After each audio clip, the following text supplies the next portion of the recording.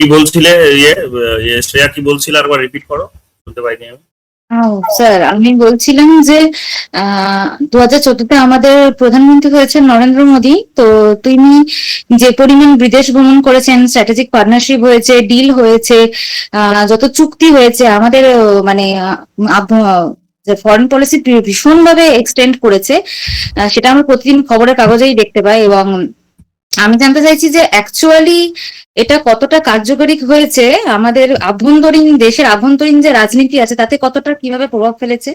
এবং 2014 থেকে 2024-এ যদি দেখি, এই 10 বছরে যে ডিলগুলো হয়েছে, যে পলিসিগুলো নেওয়া হয়েছে, সেটা কি মানুষের, দেশের জনগণের স্বার্থে কোনো কাজে লেগেছে? বা শুধু বলা তো হচ্ছে যে মানে এত ট্রিলিয়ন হয়েছে, কিন্তু আনএমপ্লয়মেন্ট যেমন ছিল তেমন হয়েছে।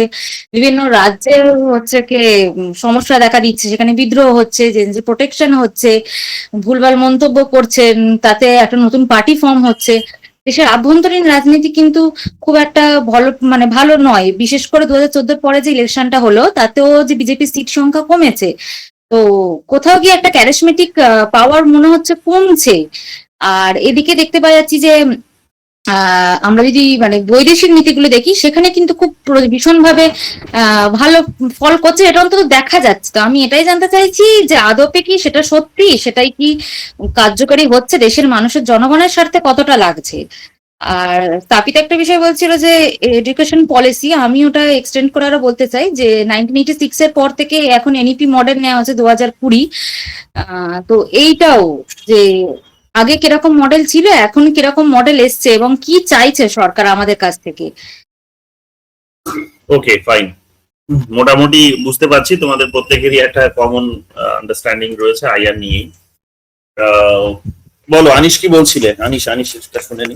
হ্যাঁ স্যার, বলছি যে এই একটা জায়গা আমার খুব বোঝার ইচ্ছে আছে, যে অপারেশন অ্যামিস্টার যেটা ইন্ডিয়া লঞ্চ করেছিল ভেনিজুয়েলার সাপোর্টেতে, ওইটাতে আমাদের গ্লোবাল স্টেজেতে ইন্ডিয়ার পাওয়ার বা ইন্ডিয়ার যে হিউম্যানিটেরিয়ান অ্যাসিস্ট্যান্স করছে, সেই অ্যাসিস্ট্যান্সটাকে কিভাবে দেখছে। আর সেখানে ইউএস এর যে রেসপন্স দিয়েছে, যে মাদুরোকে তুলে নেওয়ার পরে যে 360 ডিগ্রি টার্নটা, যে তখন জেডি ওয়ান্সকে পাঠালো, সবাইকে পাঠালো, তো সেইখানটাতে ইন্ডিয়াকে কিভাবে লোকে দেখে বা ইন্টারন্যাশনাল কমিউনিটি কিভাবে দেখছে।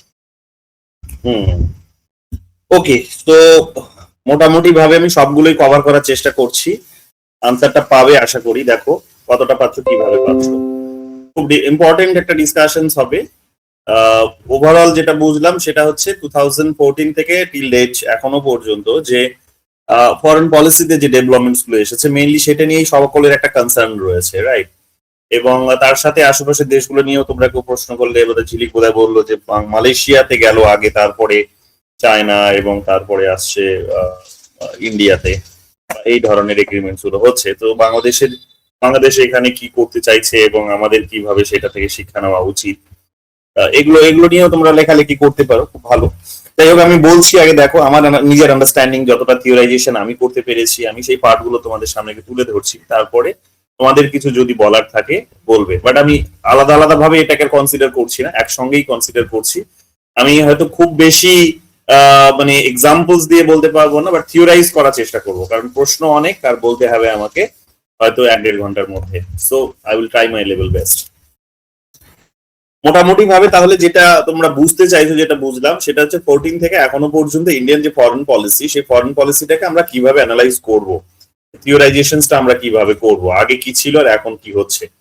দেখো, আগের গল্প তোমরা সকলেই জানো, যে আগে যেটা ছিল সেটা হচ্ছে যে কাইন্ড অফ আমরা নেহেরুভিয়ান মডেল দিয়ে রান করছিলাম, এবং সেখানে বুঝতেই পারছো যে সেই সময়কার যে ওয়ার্ল্ড পলিটিক্স, এবং তার আগে আর একটা বিষয় আমি তোমাদের বলিনি, যে আমাদের যে ফরেন পলিসি যে ডিসিশনস গুলো, সেই ডিসিশনস গুলোকে দুই দিক থেকে ব্যাখ্যা করা যেতে পারে, দুই দিক থেকে অ্যানালাইজ করা যেতে পারে, এবং দুটোই মোটামুটি দৃষ্টিকোণ আছে, অ্যাপ্রোচ আছে। একটা হচ্ছে ইন্টারনাল অ্যাপ্রোচ, যেটাকে বলা যেতে পারে যে ইন্টারনাল ডিফারেন্ট যে ইনস্টিটিউশনস গুলো রয়েছে, অর্থাৎ পলিসি মেকিং ইনস্টিটিউশনস গুলো রয়েছে, এবং লিডার্সরা রয়েছে। তো সেই লিডার্স গুলো এবং ইনস্টিটিউশনস গুলো কি রোল প্লে করছে, and definitely based on the national interest, যেটা আমাদের মাথায় রাখতে হবে, যে ন্যাশনাল ইন্টারেস্টকে মাথায় রেখে গভর্নমেন্ট এটা করে। বাট এর অপোজিট আর একটা আইডিয়াও আছে, যে অলওয়েজ যে ন্যাশনাল ইন্টারেস্টকে মাথায় রেখে করে তা নয়, কারণ অনেক সময় ভুল কিছু ডিসিশন নেয় বলেও গভর্নমেন্ট মানুষ গভর্নমেন্টের উপর খুব ক্ষিপ্ত হয় এবং গভর্নমেন্টকে সরিয়ে দেয় বা সেই ডিসিশন গুলো থেকে বিরত থাকার কথা বলে। লাইক এখন যেটা ইউএস এর ক্ষেত্রে আমরা দেখতে পাচ্ছি যে সেনেটে একটা বিল পাস হয়েছে যুদ্ধ বন্ধ করানোর জন্য, লাইক দ্যাট। আর একটা বিষয় থাকে যেটা, সেটা হচ্ছে যে গ্লোবাল অ্যাপ্রোচটাকে কিরকম, যে এবং সেটাকে বেস করে কিভাবে তোমার ফরেন পলিসি গুলোর মধ্যে চেঞ্জ আসছে সেটাকে বোঝা। তো দুটো সাইড রয়েছে, দুটো সাইড থেকে তোমাকে এই যে কোনো দেশের যে ফরেন পলিসি সেই পলিসি গুলো বুঝতে হবে। একটা হচ্ছে, অর্থাৎ তার মানে একটা হচ্ছে ইন্টারনাল আর একটা হচ্ছে এক্সটার্নাল। ইন্টারনালে বুঝতেই পারছো লিডার্স এবং পলিসি মেকিং ইনস্টিটিউশনস গুলো, এবং ডেফিনেটলি তাদের যে ডিসিশনস বেসড অন দি সেগুলো বেস করে হচ্ছে কিন্তু ন্যাশনাল ইন্টারেস্ট, অর্থাৎ জনগণ কি ভাবছে, জনগণ কি চায়, নাম্বার ওয়ান। আর নাম্বার টু হচ্ছে তাহলে এক্সটার্নাল ফ্যাক্টর, যেগুলো এক্সটার্নালি কি ডেভেলপমেন্ট হচ্ছে, অর্থাৎ এক্সটার্নাল গ্লোবাল এরেনাতে কি ডেভেলপমেন্টস গুলো আসছে এবং সেইটাকে বেস করে কি ধরনের ফরেন পলিসির মধ্যে কি চেঞ্জ আসছে, সেগুলোকে আমরা কমপ্লাই করছি নাকি সেগুলোকে আমরা রিজেক্ট করছি, নাকি সেখানে আমরা ডিসিশন নিতে পারছি না, কি হচ্ছে। তো এই বিষয়গুলো আমাদেরকে কিন্তু ভালো করে বুঝতে হবে, রাইট? তাহলে এখানে আমরা কি বোঝার চেষ্টা করবো? সবার আগে আমরা বোঝার চেষ্টা করবো যে 2014 থেকে এখনো পর্যন্ত যে ডিসিশন গুলো গভর্নমেন্ট নিয়েছে, ঠিক আছে, যে ডিসিশন গুলো গভর্নমেন্ট নিয়েছে, তো সেই ডিসিশন গুলোকে আমরা কিভাবে দেখতে পারি। তাহলে মোটামুটি বোঝার চেষ্টা করো যে বিফোর 2014 এন্ড 2014টা হয়তো একটা সিগনিফিকেন্ট মার্কিং পয়েন্ট হতে পারে অনেকের জন্য, হয়তো যেহেতু বেশ কিছু নতুন নতুন ডেভেলপমেন্টস গুলো যেহেতু দেখতে পেয়েছি, বিশেষ করে যেটা তোমরা কেউ বললে যে বেশ কিছু দেশের সাথে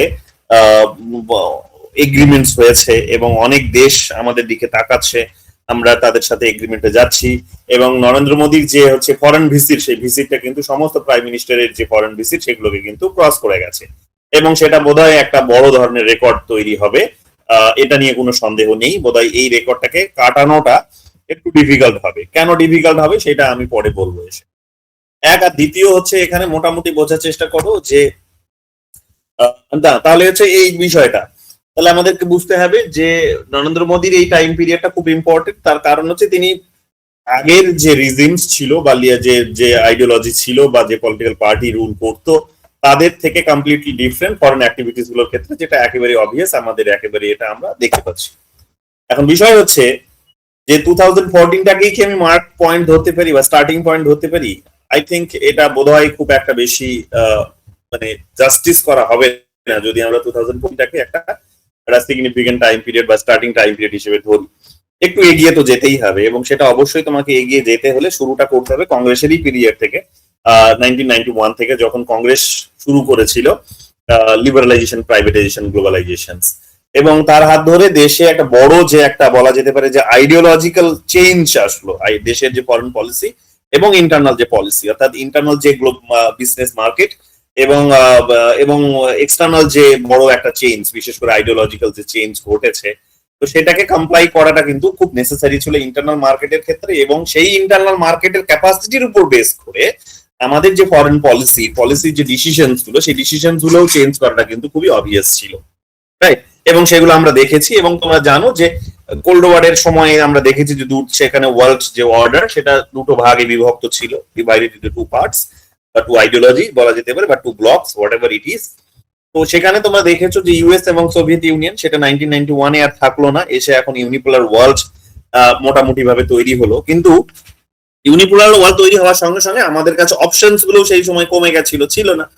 অবভিয়াস ছিল যে আমরা তখন বাধ্য হব কমপ্লাই করতে, যে লিবারাল ওয়ার্ল্ডের দিকে আমরা যাব, আমরা গেছিও, এবং তারপর থেকে একটা বড় র্যাডিক্যাল চেঞ্জ কিন্তু ইন্ডিয়ান যে মার্কেট, সে মার্কেটের মধ্যে দেখা গেছে, এবং সেই মার্কেট ইকোনমির উপর বেস করে তোমরা জানো যে অ্যাজ কার্ল মার্কস সেড যে ইকোনমি হচ্ছে বেস, ইকোনমি হচ্ছে বেস, তার উপরেই বেসের উপর যে চেঞ্জ গুলো আসে, যেমন যেমন চেঞ্জ আসে সেটার উপর বেস করে আবার সুপার স্ট্রাকচারের মধ্যেও কিন্তু চেঞ্জ গুলো সংঘটিত হয়। তাহলে স্বাভাবিক একেবারেই যে মার্কেটের উপর একটা বড় চেঞ্জ আসছে, এবং চেঞ্জটা তোমরা জানো যে লিবারাল যখন আমরা বলছি তখন এর একটা বড় এক্সাম্পল হচ্ছে যে ফরেন যে কোম্পানিজ গুলো আছে তারা ইন্ডিয়াতে এসে তারা বিজনেস করার একটা অপরচুনিটি পাবে, এবং আমরা দেখেছি যে এফডিআই হয়েছে, অনেক বড় বড় কোম্পানি সেখানে এসে ঢোকার সুযোগ পেয়েছে। দেশের যে সমস্ত মার্কেটস গুলো ছিল বা ইন্ডাস্ট্রিজ গুলো ছিল, গভর্নমেন্ট ইন্ডাস্ট্রিজ ছিল, সেগুলোকে প্রাইভেটাইজ করা হয়েছে, ফরেন কোম্পানিজ গুলো এসে সেখানে ইনভেস্ট করেছে। এবং সিমিলারলি বলা যেতে পারে যে ইন্ডিয়ান যে সমস্ত বড় বড় কোম্পানিজ গুলো ছিল যারা হয়তো চিপ প্রোডাক্ট প্রডিউস করতে পারে, সেই প্রোডাক্টগুলো তারা কিন্তু বিভিন্ন দেশে, যে সমস্ত দেশে তাদের প্রোডাক্ট চিপ হবে এবং সস্তায় বিক্রি করতে পারবে, ডিপ্লোম্যাটিক রিলেশনস এর মধ্যে এস্টাবলিশ করার মধ্য দিয়ে তারা নিজেদের মতো ডেভেলপমেন্টটা করার সুযোগ পেয়েছে। So this is how India নিজেকে কিন্তু কি করেছে, যে লিবারাল অর্ডারের সাথে কিন্তু কানেক্ট করেছে। So that was the beginning, right? or that was the beginning of liberal world order. That was the beginning of liberal world order. আমাদেরকে শুরুটা সেখান থেকে করতে হবে, কিন্তু সেখান থেকে শুরুটা করলেও 2014 এর পর থেকে, এবং তারপর থেকে তোমরা জানো যে অনেক কিছুই এগ্রিমেন্টস হয়েছে। মানে বুঝতেই পারছো যে সেই সময় ইউনিপোলার ওয়ার্ল্ড অর্ডার মানে ডেফিনেটলি ইউএস আমাদের খুব সাপোর্টেই থাকবে, কাছাকাছি আসবে, because he is the boss of this world system, এবং সেই অনুসারেই সেটা হয়েছে, স্বাভাবিক ছিল। এবং এগুলো আরো খুব কাছাকাছি নিয়ে এসেছে, বিকজ আমাদের নেবার কান্ট্রিজ গুলোতে, বা বিশেষ করে পাকিস্তানের কথা যদি বলো, যে ধরনের অ্যাক্টিভিটিস গুলো হচ্ছিল সেই টাইম পিরিয়ডের মধ্যে, সেগুলো বোধহয় আরো খুব কাছাকাছি আমাদেরকে নিয়ে এসেছে। এবং এটার সাথে এটাও তোমাকে মাথায় রাখতে হবে যে ওই সময় মার্কেট ইকোনমিকে তুমি যখন তুমি যখন ওপেন করছো, মানে পুরো মার্কেটটাকে যখন তুমি প্রাইভেটের হাতে ছেড়ে দিচ্ছ, তখন সেটা বুঝতেই পারছো যে লস অ্যান্ড বেনিফিটের উপরে সেটা রান করবে, এবং এখানে এফিসিয়েন্সি অনেক বেশি ভ্যালুস পাবে, এখানে মানুষের যে কনজিউমারের যে চয়েস সেগুলো অনেক বেশি ভ্যালুস পাবে ওয়েলফেয়ারের থেকে, রাইট? যেগুলো সোশ্যালিস্ট প্যাটার্ন অফ আইডিয়ার অপোজিট। তো সোশ্যালিস্ট প্যাটার্ন অফ আইডিয়ার অপোজিটে যখন তুমি মার্কেট ইকোনমিতে সিস্টেমটাকে রান করবে, তখন এটা একেবারেই অবভিয়াস যে আমাদের দেশ অনেক বড় একটা দেশ, যেটা একটা বড় কন্টিনেন্টাল সাইজ, এবং সেখানে অসংখ্য তার অপরচুনিটিস রয়েছে, তার সেখানে বলা যেতে পারে যে স্পেস রয়েছে যেখানে ডেভেলপমেন্ট সংগঠিত হতে পারে। মার্কেটস গুলো সেখানে আমরা দেখে, মানে কোম্পানিজ গুলো সেখানে ইনভেস্টমেন্ট করেছে, এবং সেই ইনভেস্টমেন্টের মধ্য দিয়ে একেবারে স্বাভাবিক নিয়মে আমরা দেখলাম কি যে বড় বড় কোম্পানিজ গুলো এখানে এসেছে, ইনভেস্টমেন্ট করেছে, এবং ইকোনমি রোল হচ্ছে। যত বেশি রোল হচ্ছে তত বেশি ইন্ডিয়ার পোটেনশিয়ালিটি যে আছে গ্লোবাল ইকোনমিতে কন্ট্রিবিউট করার, এবং বড় বড় কোম্পানিজ গুলো যে এখান থেকে এসে বড় বেনিফিট আদায় করতে পারে, সেটা তারা রিয়েলাইজ করে। এবং এই ভাবনা থেকে ইন্ডিয়া কিন্তু গ্লোবাল ইকোনমির যে ভাবনা, বা বলা যেতে পারে যে মার্কেটের ভাবনা, গ্লোবাল মার্কেট, সেই মার্কেটে কিন্তু ঢুকে গেছে 2000। এবং তোমরা জানো এইখান থেকে একটা দেশ যখন ধীরে ধীরে যখন ডেভেলপ করে, যখন তার ইকোনমি গ্রো করতে শুরু করে, তোমার বাড়িতেও যদি দেখবে তুমি স্বাভাবিক নিয়মে যে তোমার বাড়িতে যখন 100 টাকা থাকবে, তখন তোমার হয়তো থ্রেট নেই, মানে আশপাশ থেকে তুমি কোনো থ্রেট পাবে না।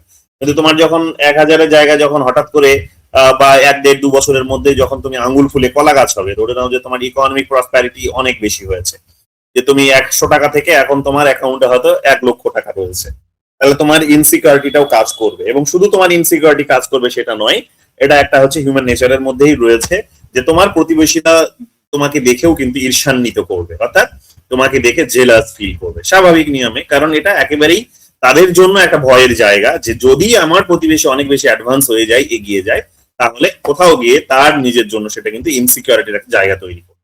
অর্থাৎ দুটো দিক হতে পারে, ডেভেলপমেন্টও হতে পারে, যে আমার প্রতিবেশী এগিয়ে গেছে, তার জন্য আমার ডেভেলপমেন্ট হবে, আমি তার দ্বারা প্রভাবিত হব, আমারও টিকল ডাউন অ্যাপ্রোচে আমার কাছেও তার ডেভেলপমেন্টের রিফ্লেকশনস পড়বে, এসে আমি তার বেনিফিটটা পাবো। আবার অপোজিটটাও হতে পারে, বা দুটোই একসাথে প্যারালালি চলে, যে আমার প্রতিবেশী অনেক অ্যাডভান্স করে গেছে, মানে সে অ্যাডভান্স করে গেলে সে যদি জব চাকরি পেয়ে যায়, তাহলে আমার বাবা মায়ের কাছে রোজ আমাকে হয়তো গালমন্দ শুনতে হবে, যে দেখ পাশের বাড়ির ছেলেটি জব পেয়ে গেছে, লাইক সো। এখন বিষয়টা হচ্ছে এই ধরনের, যে আমাদের ইকোনমি যখন তার মানে একটা বড় ধরনের প্রসপ্যারিটি গেইন করার চেষ্টা করছে, তোমরা তখন দেখবে যে ইন্ডিয়ার ইনসিকিউরিটির ভাবনাগুলো আরো বেশি করে বেরিয়ে আসছে। এবং সেই সময় একেবারেই 1999, তারপরে 2003, 2008, এই যে বড় বড় যে টেরোরিস্ট অ্যাটাকস গুলো সেই সময় যে ঘটছে, এগুলো কিন্তু তার কতগুলো ইকোনমিক তার একটা বড় বলা। অর্থাৎ আমরা যদি পুরো লেকচারটিকে যদি ইকোনমির উপর বেস করে যদি যদি আমরা সম্পন্ন করি, তাহলে দেখবো যে একটা বড় ইকোনমিক কনসিকুয়েন্স কিন্তু এটাই ছিল, এটা হওয়ার ছিল, কিছুটা হবে। এবং এই কারণে মানে হওয়ার ছিল মানে এটা হয়, জেনারেলি এটা হয়।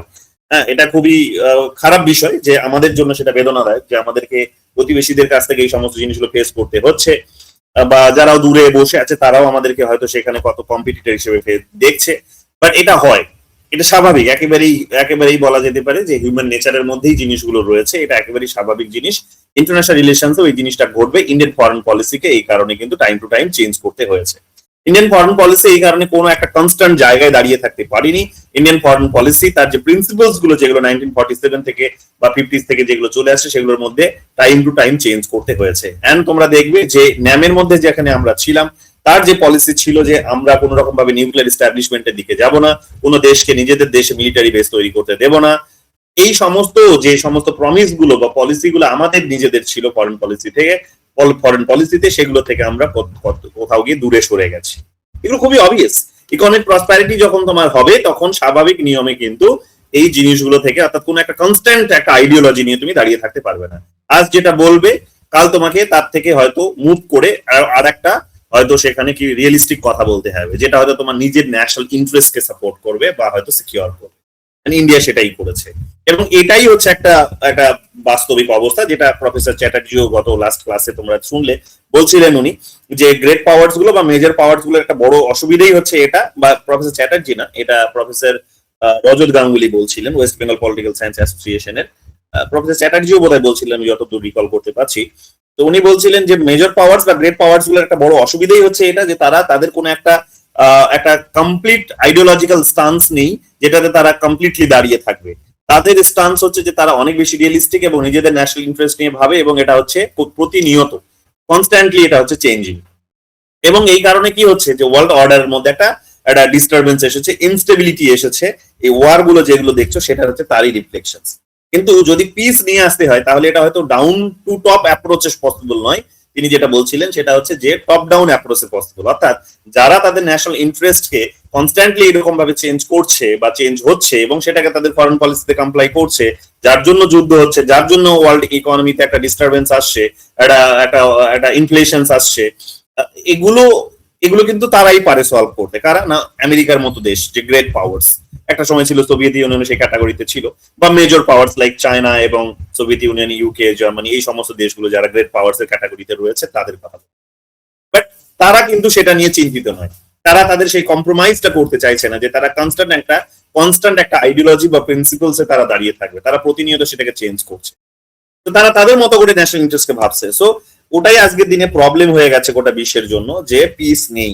এখন ইন্ডিয়া কোনো একটা ফরেন পলিসি নিলে তো সেটার হয়তো খুবই মাইনর কিছু, হয়তো মানে গ্লোবাল পিস এস্টাবলিশমেন্টের ক্ষেত্রে হয়তো একটা মাইনর তার একটা হয়তো কন্ট্রিবিউশন থাকতে পারে, বাট মেজর কোনো কন্ট্রিবিউশন ঘটবে না, বিকজ ইন্ডিয়া সেখানে একটা নামমাত্র হয়তো কন্ট্রিবিউশন গ্লোবাল ইকোনমিতে, গ্লোবাল জিডিপিতে, ফরেন পলিসিতে বা গ্লোবাল যে পলিসি সেই পলিসিতে হয়তো করার একটা ক্যাপাবিলিটি রাখে বা তার ক্যাপাসিটি আছে। তো এইটা আমাদেরকে বুঝতে হবে। তো এই কারণে আমাদেরকে এখানে এটা বুঝতে হবে যে ইন্ডিয়াতে যে ইকোনমিক যে ধীরে ধীরে যে তার প্রসপ্যারিটি হচ্ছে, দ্যাট মিন প্রসপ্যারিটি হচ্ছে একদিকে যেমন, অন্যদিকে তার কিন্তু শত্রুর সংখ্যাটাও বাড়ছে, তার কম্পিটিটরের সংখ্যাটাও বাড়ছে, এবং এদের রিফ্লেকশনসটা হবে এই ধরনের টেররিস্ট অ্যাক্টিভিটিস গুলোর মধ্য দিয়ে। যে টেররিস্ট অ্যাক্টিভিটিস হবে, অ্যাটাক হবে, এবং তোমার দুর্বল জায়গাগুলোতে এসে অ্যাটাক করবে, তোমাকে উইক করার চেষ্টা করবে, কারণ তুমি অনেক উপরে উঠে গেলে তাদের জন্য সেটা কিন্তু একটা হিউমিলিয়েশন বা তাদের জন্য একটা সেটা ট্রেড, তো তারা সেটাকে নিতে পারে না। তো এটা হচ্ছে ইন্ডিয়ার একটা বড়, আজকের দিনেও একটা বড় অসুবিধা হচ্ছে যে ইন্ডিয়া যেভাবে গ্রো করছে এই টেররিস্ট অ্যাক্টিভিটিস গুলো থেকে শুরু করে বিভিন্ন ধরনের যে থ্রেটস গুলো, শুধু টেররিস্ট অ্যাক্টিভিটিস নয়, আরো যে সমস্ত মানে ট্র্যাডিশনাল এবং হচ্ছে মডার্ন যে সমস্ত থ্রেটস গুলো এমার্জ করছে সেগুলো আরো বাড়বে, কমবে না। এগুলো তার নেচারটা বদলে যাবে, কিন্তু তার অবজেক্টিভসটা একই থাকবে, যে তাকে ইন্ডিয়াকে ডিস্টার্ব করা। কেন? বিকজ ইন্ডিয়া অনেক এগিয়ে গেলে ইন্ডিয়া তার প্রতিবেশী যে সমস্ত দেশগুলো, বিশেষ করে যারা আমাদেরকে কম্পিটিটর ভাবে বা এনিমি ভাবে, তাদের জন্য কিন্তু সেটা খুব একটা ভালো হবে না, তারা এটা মেনে নিতে পারবে না। যদিও আমরা আমাদের ফরেন পলিসিতে কখনোই বলি না, বা আমাদের নিউক্লিয়ার যে ডক্ট্রিনস আছে কখনোই আমরা বলিনি যে আমরা হচ্ছে ফার্স্ট ট্র্যাকটা করবো, বাট তাদের কিন্তু তরফ থেকে কিন্তু যে অ্যাক্টিভিটিস গুলো আমরা আমাদেরকে ফেস করতে হয় সেগুলো বলে দিচ্ছে যে আমরা কনস্ট্যান্ট কোন এই আইডিওলজিতে দাঁড়িয়ে থাকতে পারবো না।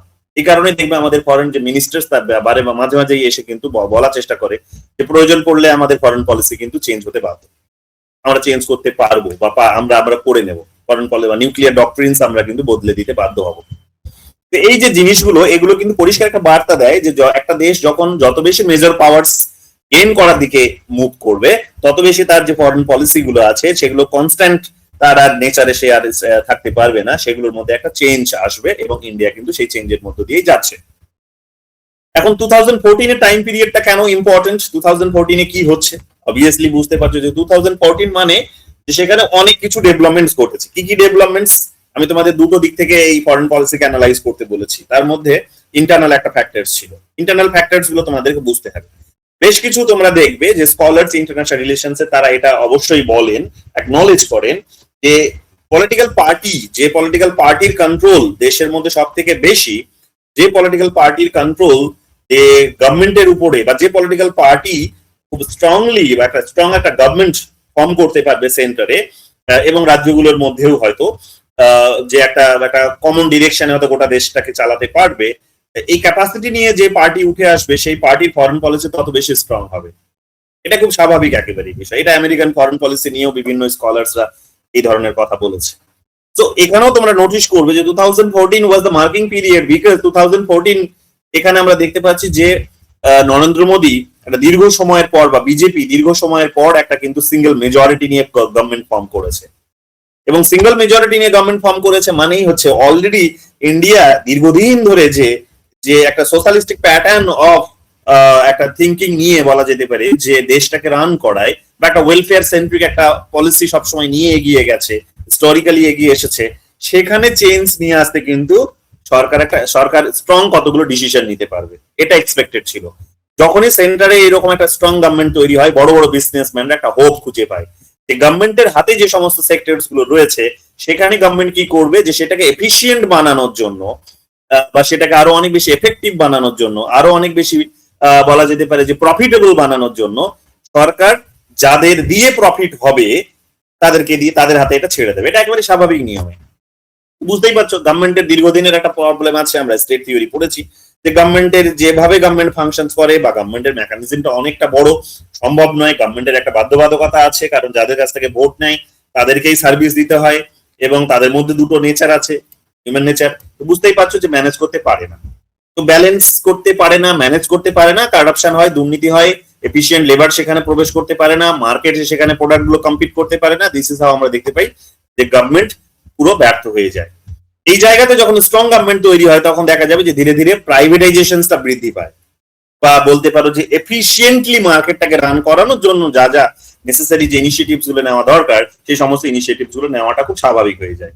2014 was the marking period for this reason, যে এই কারণেই 2014 কিন্তু মানুষ একটা বড় হোপ দেখেছে, এবং নরেন্দ্র মোদী পাওয়ারে এসেছে মিন্স তার একটা দীর্ঘদিনের একটা পলিটিক্যাল একটা এক্সপিরিয়েন্স, তার গ্রাসরুট থেকে তার একটা উঠে আসার একটা এক্সপিরিয়েন্স, মানুষের নার্ভসটাকে তিনি ভালো বোঝেন, এবং সাথে একটা বড় বলা যেতে পারে যে এই মুহূর্তে যে 1990s থেকে শুরু করে 2014 মানে তো দীর্ঘ 13 বছর 14 বছর, তাই না? সরি 25 বছর, দীর্ঘ 25 বছরের এই যে জার্নি ধরে নাও, দীর্ঘ 25 বছরে দেশ আরো অনেক কিছু, দেশের যে কনজিউমারিজমের যে ভাবনা সেখানে অনেক মানুষের অনেক মেন্টালিটির মধ্যে চেঞ্জ এসেছে।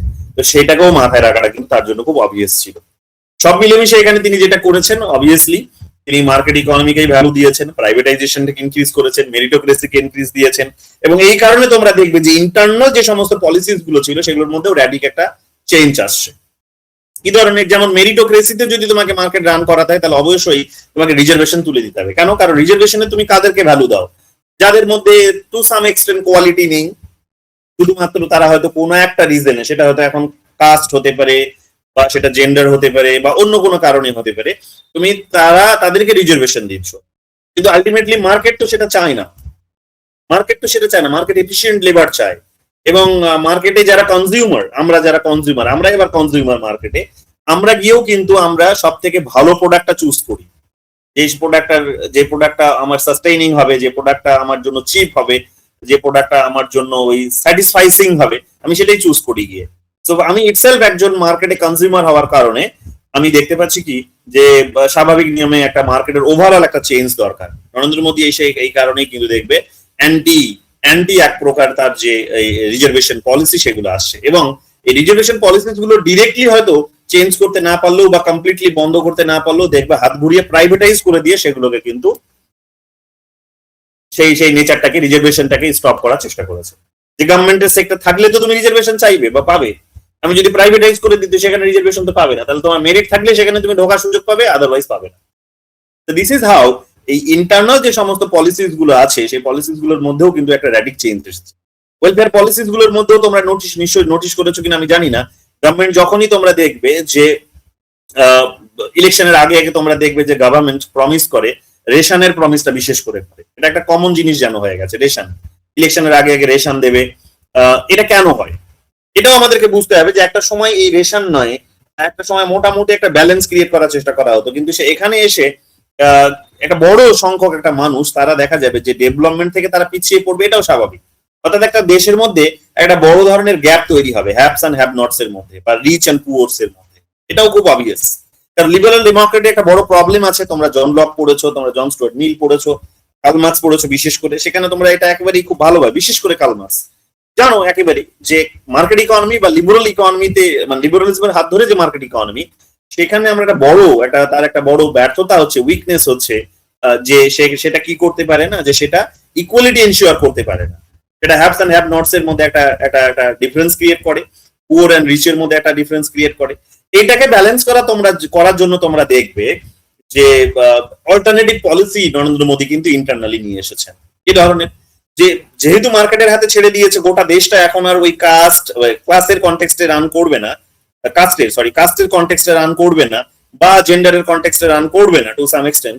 এই কারণে কি হবে, এই কারণে দেখা যাবে যে মার্কেট ইকোনমির ডিমান্ড অনুসারে দেখা যাবে যে সেখানে ক্লাস উঠে আসবে, কত যে যারা আছে তারা এবং যাদের নেই তারা, দুটো ক্লাস। কিন্তু এই ক্লাসটা ট্রেডিশনাল ক্লাস নয়, কার্ল মার্কস যে ক্লাস দেখিয়ে গেছেন সেই ক্লাস নয়, কারণ এই মডেলে আবার প্রত্যেকে বেনিফিটটা পায়। কার্ল মার্কসের মডেলে বেনিফিটটা সবাই পেত না, তিনি যেভাবে ক্লাস ডিফারেন্স গুলো দেখিয়েছেন, ক্লাসিফিকেশন গুলো যেভাবে করেছেন ক্যাপিটালিস্ট এবং লেবারদের মধ্যে, এখানে কিন্তু তা হয় না। এখানে কি হয় যে লেবার সেও কিন্তু আজকে ক্যাপিটালিজমের কিন্তু বেনিফিটটা পাচ্ছে, এটা অনেকটা বেশি তুমি গ্রামসি পড়লে বুঝতে পারবে।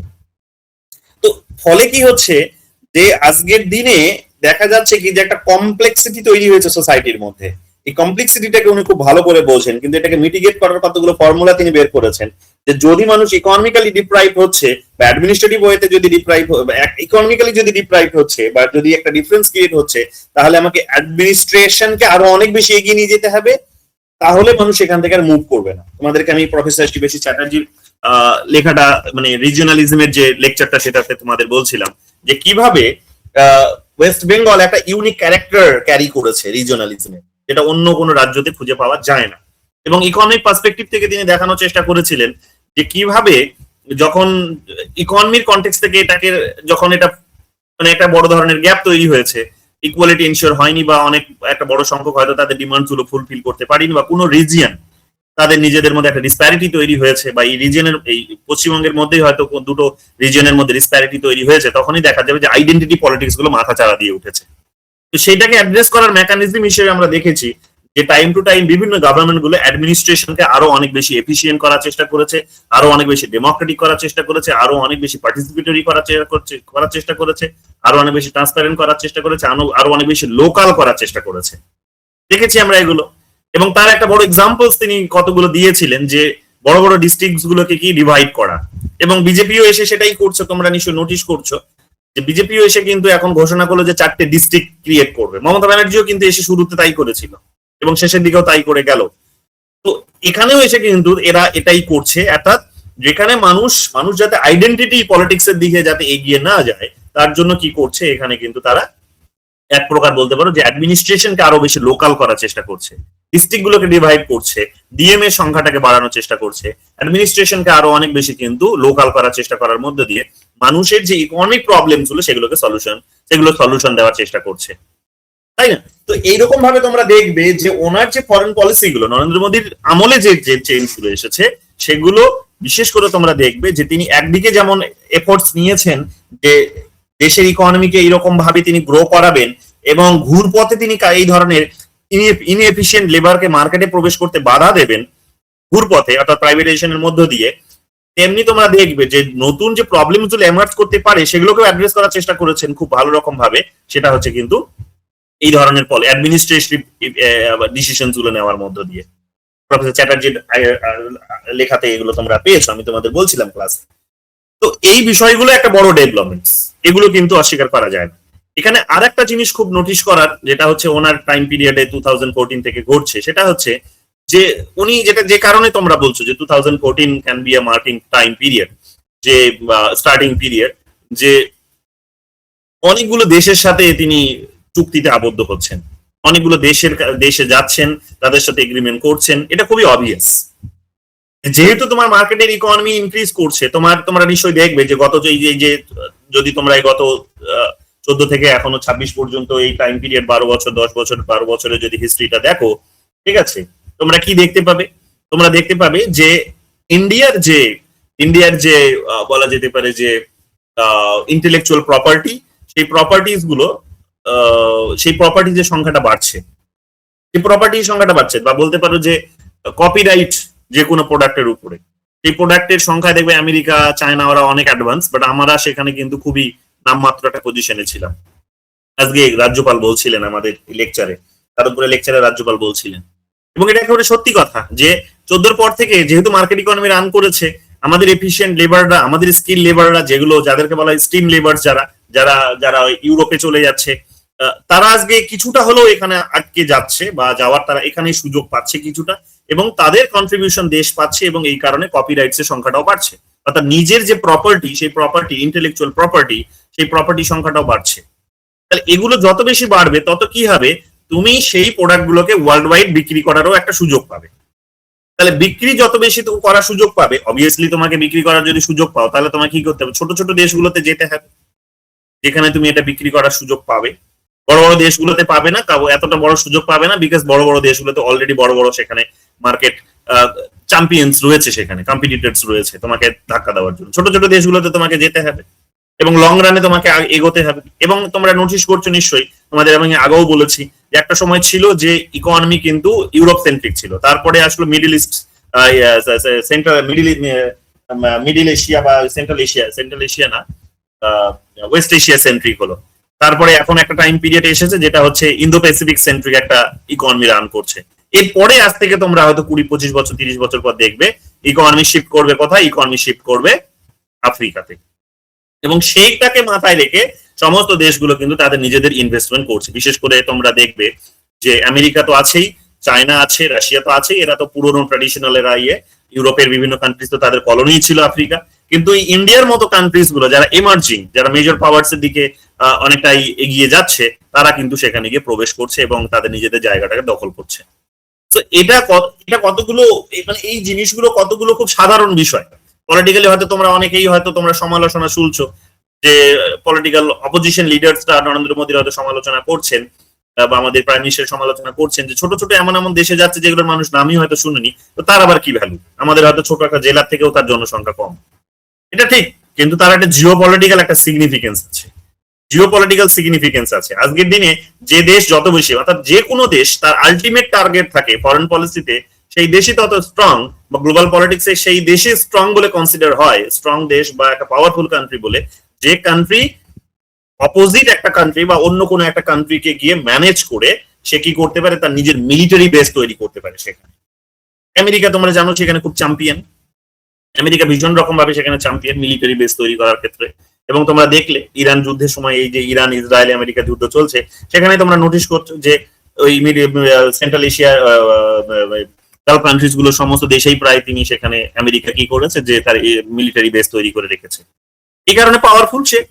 তো এবার তোমাকে বুঝতে হবে যে ইন্ডিয়া কিন্তু ওই পদক্ষেপ, মানে ওই আলটিমেট টার্গেট সেটাই, এবং সেই টার্গেট নিয়েই কিন্তু এগোনোর চেষ্টা করছে।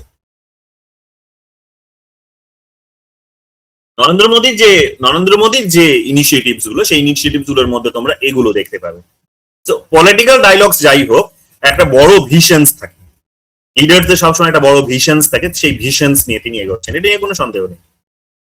এখন আরেকটা বিষয় এখানে মাথায় রাখতে হবে যে যখন আমরা এই ভিশনস নিয়ে এগোচ্ছি, তখন ফরেন পলিসির মধ্যে অবশ্যই তোমরা এই কারণে বুঝতে পারছো যে অনেক এগ্রিমেন্ট হচ্ছে, আমরাও কিছুটা পাচ্ছি, অনেক আমাদের মানে আদান প্রদান হচ্ছে, এক প্রকার বার্গেনিং, মানে কি বলে এটাকে, মানে আমরা কিছু দিচ্ছি, ওরা কিছু পাচ্ছে, ওরা কিছু দিচ্ছি, আমরা কিছু পাচ্ছি, নেগোসিয়েশন হচ্ছে, ডায়লগস হচ্ছে, এবং প্রোডাক্ট সেখানে একটা মুভ করছে, বিভিন্ন দেশে যাচ্ছে প্রোডাক্ট, বিভিন্ন ধরনের প্রোডাক্ট হতে পারে। এইগুলো খুব স্বাভাবিক বিষয়, নরেন্দ্র মোদীর পিরিয়ডে এসে এগুলো খুব স্বাভাবিক হয়ে গেছে। এই সময়ের মধ্যে তোমরা দেখবে যে এই সময়ের মধ্যে তোমরা আরেকটা জিনিস তোমরা নোটিস করবে, গ্লোবাল পলিটিক্সে বেশ কিছু চেঞ্জ এসেছে। সেই চেঞ্জ গুলো কি, যেটার সাথে ইন্ডিয়ান ফরেন পলিসি কমপ্লাই করার চেষ্টা করছে, এগুলোকে বাইরে রাখতে পারবে না। কি রকমের, যেটা তোমাদের বলছিলাম যে লিবারাল ওয়ার্ল্ড যেহেতু এটাকে কন্ট্রোল করছে, এবং শুধু লিবারাল ওয়ার্ল্ড বলবো না, মানে টেকনো লিবারাল ওয়ার্ল্ড বলা ভালো এটাকে, টেকনো লিবারাল ওয়ার্ল্ড, যেহেতু এখন চায়না নিজেও মার্কেট ইকোনমিতে ঢুকে গেছে, মানে সে 1970s থেকে সে ঢুকে গেছে, তো স্বাভাবিক নিয়মেই 80s থেকে ঢুকে গেছে। 70s 1971-এ যখন তোমরা দেখলে যে ওই চায়নাতে যখন আমেরিকান প্রেসিডেন্ট আসলো, তাই না, তারপর থেকে তোমরা বুঝতেই পারছো যে চায়নার আমেরিকার মধ্যে বন্ধুত্ব তৈরি হচ্ছে।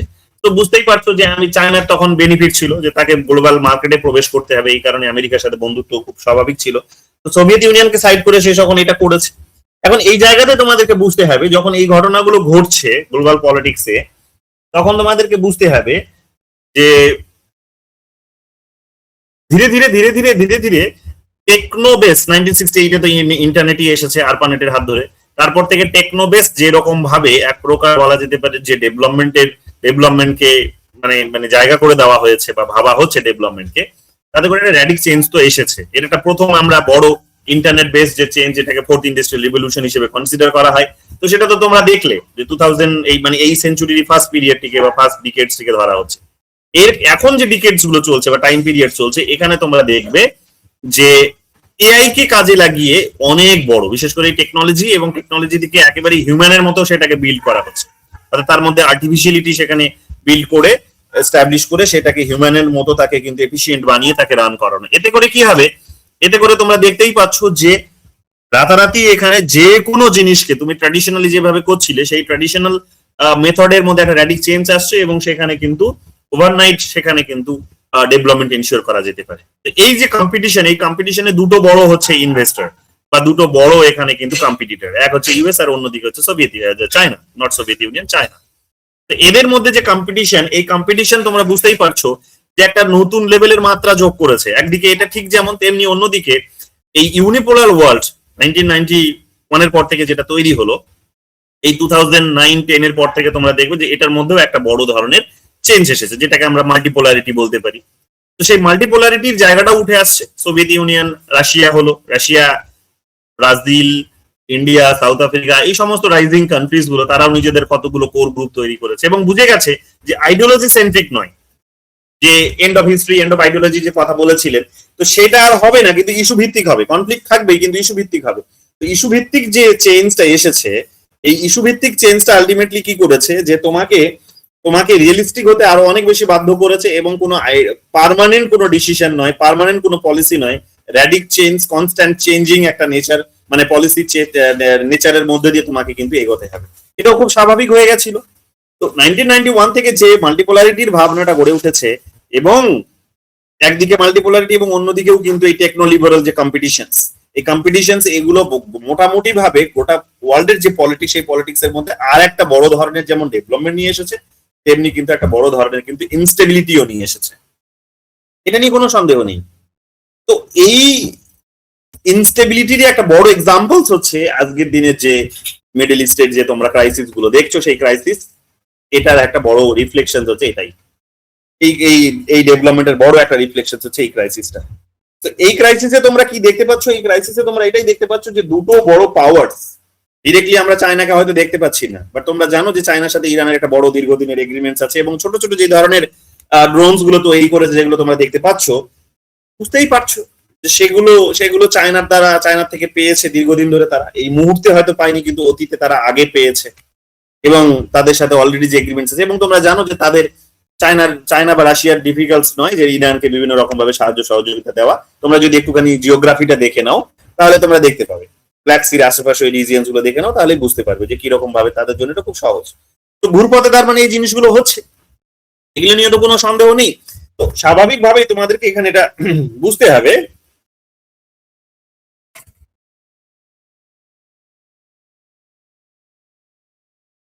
সেখানে যে চেঞ্জ গুলো এসেছে, এই গ্লোবাল পলিটিক্স এর যে চেঞ্জ গুলো এসেছে, এই চেঞ্জ গুলো আলটিমেটলি আমাদেরকে ফোর্স করছে যে আমাদের যে ফরেন পলিসি, সেই পলিসিটা কনস্ট্যান্ট চেঞ্জিং মোডে থাকবে, একটা অ্যাক্টিভ মোডে থাকবে, যে কোনো মুহূর্তে তাকে চেঞ্জ হতে পারে, করতে হতে পারে।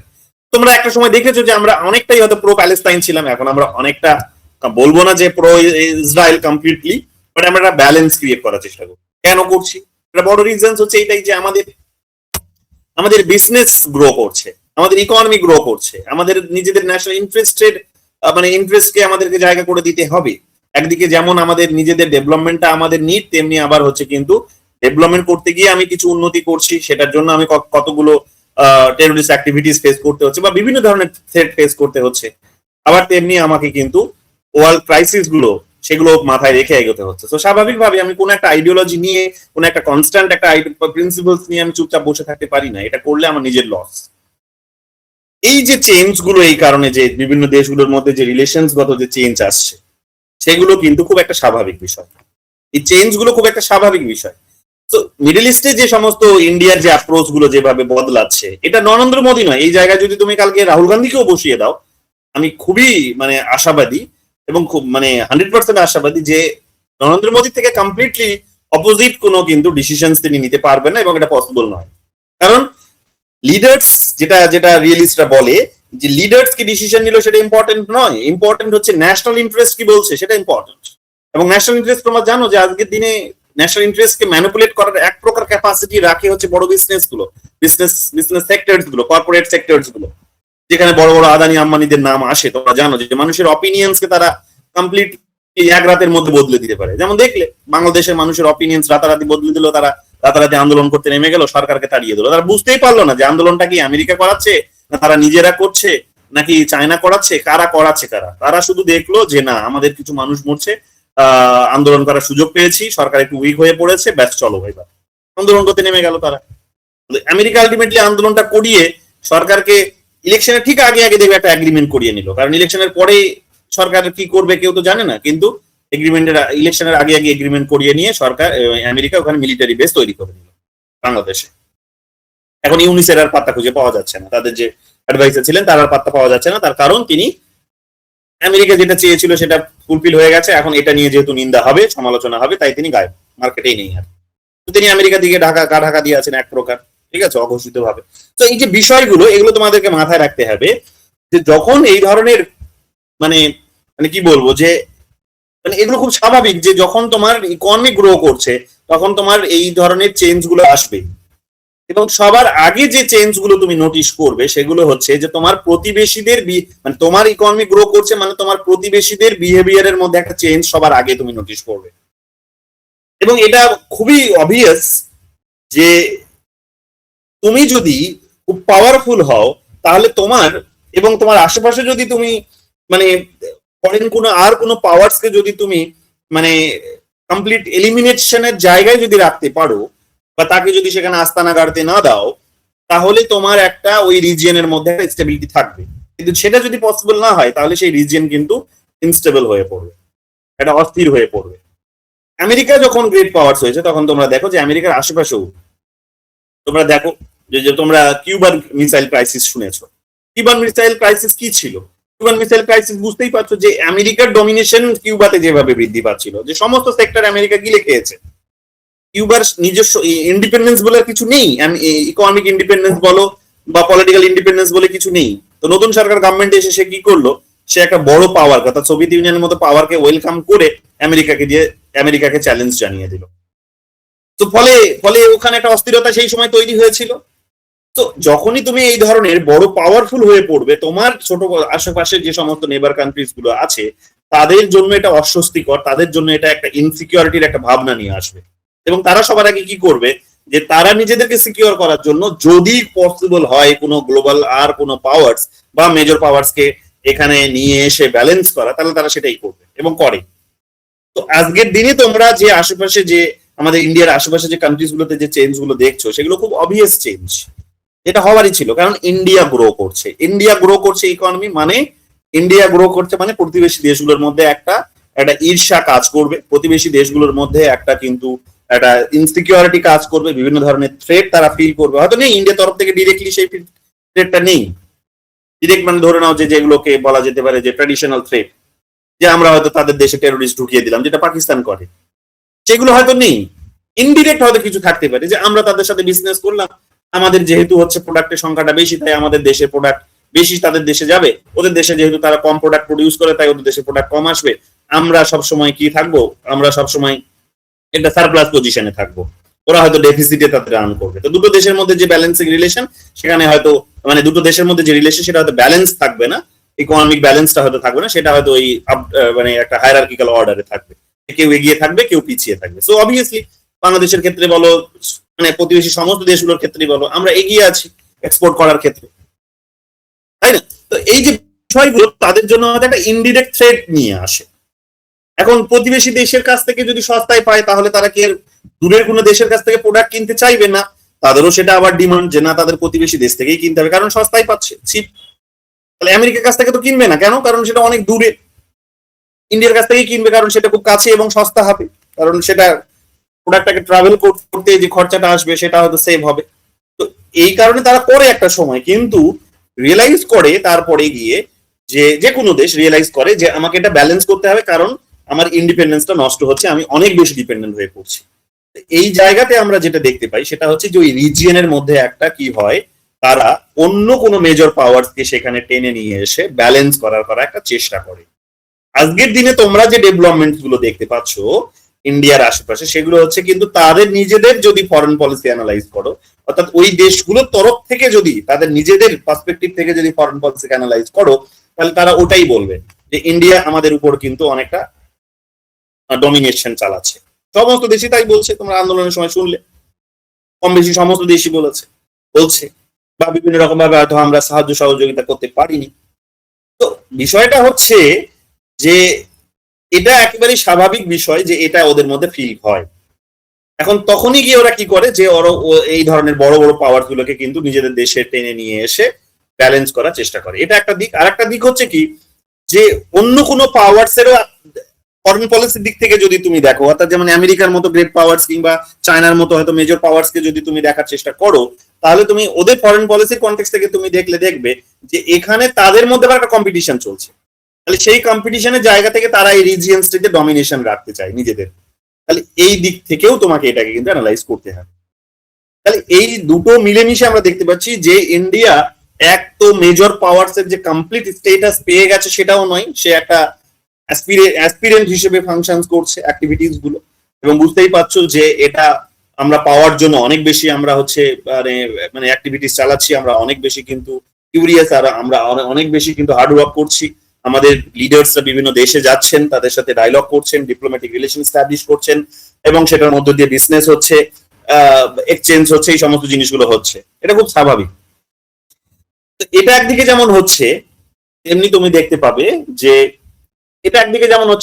দেখতে পাবে যে বড় বড় গ্লোবাল পাওয়ার গুলো আবার চাইছে রিজিয়নে তাদের নিজেদের কন্ট্রোলটা রাখতে। সব মিলেমিশে দেখা যাচ্ছে যে এই যে এখানে যে চেঞ্জ গুলো বা আমাদের ফরেন পলিসির মধ্যে যে চেঞ্জ গুলো আসছে, সেই চেঞ্জ গুলো বলছে এটাই যে আমাদেরকে ব্যালেন্স করতে হবে। তো এই রিজিয়নের মধ্যে আমাদের যে চায়নার যেহেতু ডমিনেশনটা বৃদ্ধি পাচ্ছে, আর চায়নাকে আটকানোর চেষ্টা যদি যেহেতু এক প্রকার আমেরিকা করছে, তাই আমরা আমেরিকার খুব ক্লোজ। এবং আজকের দিনে যে ফরেন পলিসির মধ্যে যে চেঞ্জ আসছে, আমরা আমেরিকা পন্থী হতে পারছি না, আমরা আমরা আমেরিকা বিরোধী হতে পারছি না, এত কিছু হয়তো বড় খারাপ কিছু ঘটছে। বিশেষ করে তোমরা দেখবে যে আমেরিকা যেভাবে ট্যারিফ ইম্পোজ করছে, তো ট্যারিফ ইম্পোজ করলেও তো আমরা সারপ্লাস পজিশনে আছি, এটা তো মানতে হবে। ট্যারিফ ইম্পোজ করছে তা ঠিক, আমাদের হয়তো সেখানে লস হচ্ছে, এটাও ঠিক, কিন্তু এটা তো ঠিক যে আমরা তারপরেও সারপ্লাস পজিশনে আছি। কিন্তু তুমি কখন গিয়ে একটা দেশের যে এই ধরনের ডমিনেশন গুলোকে তুমি বা এই ধরনের তাদের যে অ্যাপ্রোচ গুলো তোমার প্রতি, সেগুলোকে তুমি বদলাতে পারো, যখন তুমি দেখবে যে তোমার অল্টারনেটিভ কেউ আছে। কিন্তু আমাদের অল্টারনেটিভ তো আর কেউ নেই, এবং যারা আছে, বিশেষ করে রাশিয়ার কথা, রাশিয়া খুব বেশি কিছু দিয়ে আমাদেরকে হেল্প করতে পারবে না, বিকজ শুধু আমাদের এনার্জিটা নিড নয়, আজকের দিনে আমাদের আরো অনেক নিড আছে, আমাদের আরো অনেক থ্রেট আছে। সেই থ্রেট গুলোকে ব্যালেন্স মোকাবিলা করার জন্য রাশিয়া ইজ নট এনাফ, এবং চায়না তো আরোই এনাফ নয়। চায়নার কাছ থেকে আমরা অলরেডি কিন্তু আমরা বিভিন্ন টেকনোলজিক্যাল আসপেক্টে, বিভিন্ন ধরনের এক্সচেঞ্জে আমরা কিন্তু কি রয়েছি না, আমরা ডেফিসিটে রান করছি। যে আমাদের বিজনেস ওদের সাথে হয়, কিন্তু বিজনেস হলেও ওদের সাথে আমরা ওদেরকে আমরা কম এক্সপোর্ট করি, ওরা আমাদেরকে বেশি এক্সপোর্ট করে। তো এই যে ব্যাপারটা, এবং তোমরা জানো যে সরাসরি চায়নার একটা বড় প্রবলেম হচ্ছে যে তাদের যে পাম এবং ফাইভ ফিঙ্গার্স যে পলিসি, সেই পলিসি আলটিমেটলি আমাদের দেশের কতগুলো রিজিয়ন্সকে নিজেদের বলে তারা দাবি করে। তো মাঝে মাঝে তোমরা দেখছো ডোকলাম হলো, হেন হলো, তেন হলো, সরাসরি তারা আমাদের ল্যান্ড গ্র্যাব করার চেষ্টা করছে। তো এগুলো আলটিমেটলি বলে দিচ্ছে যে আমরা খুব বেশি লং রানে চায়নার উপরও ডিপেন্ডেন্ট হতে পারবো। তো ইটস ভেরি অবভিয়াস যে তুমি তোমাকে দূরের যে দেশটা, সেই দেশটার উপর তোমাকে রিলাই করতে হবে, কিছু করার নেই। কারণ দূরের দেশটা তোমার খুব বেশি মানে হয়তো তোমাকে এক্সপ্লয়েট করছে ইকোনমিক্যালি, এটা ঠিক, কিন্তু ইকোনমির মধ্যে সেটা লিমিটেড থাকবে, জিওগ্রাফিতে সেটা হয়তো আসবে না। কিন্তু চায়নার ক্ষেত্রে যদি তুমি এটা করো তাহলে সে ইকোনমিক্যালিও করবে আবার জিওগ্রাফিক্যালিও করবে। জিওগ্রাফিক্যালি সে তোমার লোকেশন, তোমার যে দেশের ভূখণ্ড সেটা নিজের বলে দখল করে নেবে, এবং যেটা হয়েছে 1962-তে দেখেছো। তো ইন্ডিয়ার সেই ভয়টা আছে, তো এই কারণে বাধ্য হয়ে আমরা কি করি যে আমেরিকার পন্থী আমরা হই। আমেরিকার বিরুদ্ধে আমরা রাতারাতি কিন্তু বগাবত করতে পারি না, বা যেটা বলা হয় যে আমেরিকার বিরুদ্ধে আমরা রাতারাতি কিন্তু বিরোধিতার সুর কিন্তু তুলতে পারি না, ডিরেক্টলি হিট করতে পারি না। তারা করে, যারা হিউমিলিয়েট করে বিভিন্ন ইন্টারন্যাশনাল প্ল্যাটফর্মে আমাদের লিডার্সদের, আমাদের পলিসিকে, আমাদের ওভারঅল নেশনসকে, আমাদের সিটিজেন্সকে, আমাদের ওভারঅল যে সমস্ত আইডিওলজি, আমাদের প্রিন্সিপালস যা কিছু আছে, জানো যে হিউমিলিয়েট করে, অনেক প্ল্যাটফর্মে করে, এটা ঠিক। কিন্তু ওই পজিশনে আমরা এখনো যাইনি যে আমরা হয়তো আমেরিকারও বিরোধিতা করব এবং আমরা হয়তো একটা অল্টারনেটিভ, বেস্ট অল্টারনেটিভ পাবো। সেই অপশনটা নেই, আমাদের কাছে নেই এই মুহূর্তে। কে দেবে তোমাকে সেই অপশনটা? তো এই কারণে কিছুটাও যদি আমাকে লস হয়, সেই লসটা আমাকে পুষিয়ে দিতে হবে অন্য কোনো রকম ভাবে। ইন্ডিয়া এই কারণেই তোমরা দেখবে যে লসটা যেটা হচ্ছে, যে এই যে ট্যারিফ ইম্পোজ করার পরে যে 50% ট্যারিফ ইম্পোজ করলো, সেটা 25%-এ নেমে আসলো বা 28%-এ, তারপর আবার 15% বসাচ্ছে। এই যে ট্যারিফ ইম্পোজিশন গুলো যে বারবার যে হচ্ছে, এগুলো হলেও আমরা তার রাতারাতি অপোজিশনে যেতে পারছি না। আমরা এটাকে পুষিয়ে নেওয়ার চেষ্টা করছি, আমরা এটাকে ব্যালেন্স করার চেষ্টা করছি অন্য দেশগুলোর সাথে রিলেশন এস্টাবলিশমেন্টের মধ্য দিয়ে। কোন দেশগুলো? না, আমরা দেখবে ইউকের সাথে রিলেশন হচ্ছে, ইউএইর সাথে হচ্ছে, আরো অনেক দেশ ইন্ডিভিজুয়াল এই ধরনের এগ্রিমেন্টস হচ্ছে। আমরা হয়তো কোনো বড় রাতারাতি কোনো ব্লকেও হয়তো যেতে পারছি না, কারণ সেখানে হয়তো ভয়ে সেটাকে চায়না লিড করছে, নইলে হয়তো আমেরিকার একটা বড় ডমিনেশন আছে, থাকলেও হয়তো আমরা ওখানে যেতে চাই কারণ ইন্ডিয়ার বেনিফিট হবে, কিন্তু তারা হয়তো তাদের নিজেদের ফরেন পলিসির অ্যাপ্রোচ থেকে ইন্ডিয়াকে ফিট ভাবে না, তাই সেখানে তারা আমাদেরকে ঢোকায় না। কিন্তু ওভারঅল আমাদের কি থাকছে যে আমাদের এই ধরনের মাল্টি অ্যালাইনমেন্ট বলা যেতে পারে, যে অ্যাপ্রোচ গুলো আমরা ওপেন করে রেখেছি। তো যেখানে একটা সময় আমরা অনেক বেশি সোভিয়েত ইউনিয়ন সেন্ট্রিক বা ইনক্লাইন্ড ছিলাম টুয়ার্ড সোভিয়েত ইউনিয়ন, আর বলা যেতে পারে যে সোশ্যালিস্ট আইডিওলজির দিকে আমরা অনেক বেশি ইনক্লাইন্ড ছিলাম, হেলেছিলাম, সেই জায়গা থেকে আমরা কিন্তু এখন মোটামুটি ভাবে কমপ্লিট কোনো একটা বিষয়ের উপর ডিপেন্ডেন্সিটা রাখতে পারিনি। যেমন তেমনি আবার হচ্ছে কিন্তু আমাদের মানে ডিপেন্ডেন্সির কোনো একটা বিষয় নেই, অনেকগুলো বিষয় আছে, এবং একটা কোনো দেশ নেই, অনেকগুলো দেশ আছে, এবং ওরাও আমাদের উপর ডিপেন্ডেন্সিটা যাতে মানে আমাদের উপরেও যাতে তাদের ডিপেন্ডেন্সিটা ক্রিয়েট হয়, সেই চেষ্টাটা কিন্তু চালিয়ে যাচ্ছে। তো এইরকম ভাবে দেখবে যে ইন্ডিয়ার এখন নেসেসিটি হচ্ছে যে তাকে মাল্টি অ্যালাইনমেন্টের দিকে যেতে হবে, এবং ইন্ডিয়া সেটাই করছে।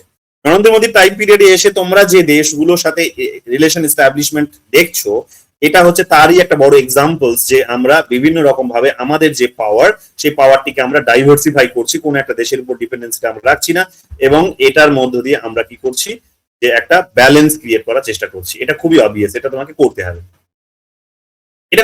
নরেন্দ্র মোদীর টাইম পিরিয়ডে সেই জিনিসগুলোই তোমরা নোটিস করছো। তো এগুলো তোমরা দেখতে পাবে। এখন প্রতিবেশী দেশগুলোর মধ্যে তোমরা যেটা বলছিলাম, যে প্রতিবেশী দেশগুলোর মধ্যে যদি এই যেমন মালয়েশিয়ার দিকে দৌড় লাগিয়েছে, সবার আগে মালয়েশিয়া, তারপরে এই নতুন সরকার এসে চায়নাতে, তারপরে ইন্ডিয়া হয়তো আসবে, এবং ইন্ডিয়াতে না আসলো, ইন্ডিয়ার আসার পর মানে এসে বেসিক্যালি যে এগ্রিমেন্ট গুলো হবে সেগুলো তোমরা জানো, যে হয়তো দুটো দেশের মধ্যে বাণিজ্যিক সম্পর্কটা আবার ওপেন হবে, টুরিস্ট অ্যাক্টিভিটিস গুলো আবার বেশি করে হবে। এগুলো অলরেডি তোমরা দুদিন ধরে দেখছো, দীনেশ ত্রিবেদী এগুলো খুলেই দিয়েছেন, ভিসা, বাংলাদেশিদেরকে ভিসা দেওয়া হচ্ছে, এরপরে ভিসা দেওয়া হচ্ছে মানে বুঝতেই পারছো রেল যোগাযোগ ব্যবস্থাটাও এখন ওপেন হবে, ধীরে ধীরে এগুলো হবে।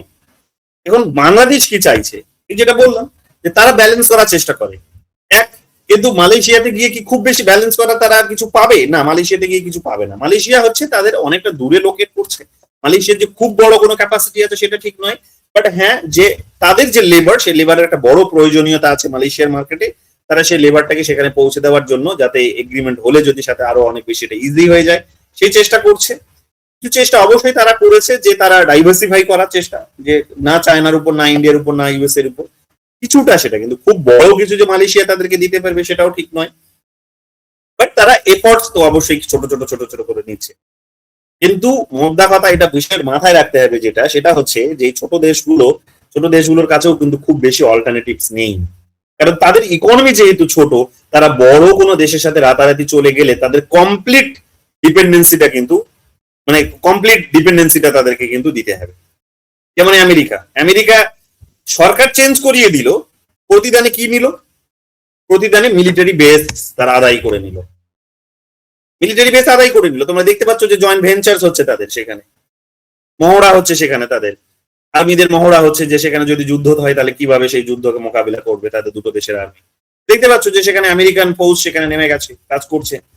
তো এই যে বিষয়গুলো, অর্থাৎ আগামী দিনে যদি কোনো এই ধরনের পরিস্থিতি তৈরি হয়, যেটা এখন ইরানে হলো, তো সেই ধরনের কোনো পরিস্থিতি যদি তৈরি হয় এবং চায়না যেভাবে তার রুট গুলোকে ডাইভার্সিফাই করছে বা চেঞ্জ করছে, তো সেখানে বাংলাদেশ হচ্ছে একটা স্টেটই, একটা বলা যেতে পারে যে সিগনিফিকেন্ট লোকেশনে রয়েছে। সেগুলোকে মাথায় রেখে বাংলাদেশটা তাদের জন্য সিগনিফিকেন্ট, এবং বাংলাদেশ তাদের জন্য সিগনিফিকেন্ট হওয়ার কারণে আমাদের ফরেন পলিসির মধ্যেও কিন্তু একটা বড় চেঞ্জ আসতে বাধ্য হচ্ছে। কারণ আমেরিকা এসে যে চেঞ্জটা ঘটিয়ে দিল এই দেশে, সেটা প্যারালালি আমাদের জন্য কিন্তু একটা ইনসিকিউরিটি। কেন? কারণ আমেরিকা মিলিটারি বেস ওখানে বানিয়েছে, মানে স্বাভাবিক নিয়মে যুদ্ধ করা হবে সেটা তো তারা ভেবেই নিয়েছে যে যুদ্ধ হতে পারে, এবং তার জন্য তারা প্রস্তুত আছে। তার মানে কি, প্রয়োজন পড়লে তারা যুদ্ধও করবে। যুদ্ধ যদি করে এই রিজিয়নের মধ্যে ইনস্টেবিলিটি আসবে মানে আমেরিকান ইকোনমি কিন্তু ইন্ডিয়ান ইকোনমি ধাক্কা খাবে। তো ইন্ডিয়া সেই ভয়টাও তার মাথায় রয়েছে। এই কারণে দেখবে যে আমেরিকার এই পার্টিকুলার অ্যাপ্রোচ গুলোর প্রতি, অর্থাৎ নেপালে কিংবা বাংলাদেশে বা শ্রীলঙ্কাতে যেভাবে বা পাকিস্তানে যেভাবে ডিসঅর্ডার হচ্ছে, যেভাবে সেখানে রিজিম চেঞ্জ হচ্ছে, সেগুলো নিয়ে ইন্ডিয়া একটা ক্রিটিক্যাল ভিউ রাখে আমেরিকার বিরুদ্ধে, যে আমেরিকাকে আমরা এই বিষয়গুলোকে, আমেরিকার অ্যাপ্রোচ গুলো খুব ভালোভাবে দেখছি না। তো ইন্ডিয়াকে এখানে সাইড করে তারা নিজেদের মতো করে এখানে করছে, যেটা কিন্তু ইন্ডিয়ার এক্সপেকটেশন এটাই ছিল যে ইন্ডিয়াকে আমেরিকা তৈরি করবে। এটা আমি মনে করি যে এর এক্সপেকটেশন এটাই ছিল যে যখন তারা বন্ধু হিসেবে মাথার উপর হাতটা রেখেছে, তখন আমরা এটা ফিল করেছিলাম, আমাদের অনেক ডিপ্লোম্যাটসরা এটা ফিল করেছিল যে America will help us against China or two counter China in this region. But সেটা হচ্ছে না, হেল্প করছে না, বরং তারা কি করছে, ইন্ডিয়াকে সাইড করে দিয়ে নিজের জায়গাটাকে সেখানে তৈরি করছে, যেটা নিয়ে আমাদের একটা ক্রিটিক্যাল ভিউ আছে। এটা একটু প্রবলেমেটিক, যে ভরসা করছে না তারা নিজেরা সেখানে এসে কিছু করছে, এবং সেটা আমাদের জন্য হয়তো একটা সিকিউরিটির একটা থ্রেট আগামী দিনে হয়তো আসলেও আসতে পারে। এবং তারা তো অলরেডি তো বিভিন্ন প্ল্যাটফর্মে বলছে যে তারা চায়নার ক্ষেত্রে যে ভুলটা করেছিল, যে চায়নাকে তাদের ইকোনমি গ্রো করতে হেল্প করেছে, সেই ভুলটা তারা এখানে করবে না, ইন্ডিয়ার ক্ষেত্রে করবে না। কারণ ইন্ডিয়াতে at the same time India মানে প্রত্যেকটা দেশের কম্পিটিটর। এখানে পার্মানেন্ট ফ্রেন্ড, পার্মানেন্ট এনিমি বলে তো কেউ কিছু হয় না।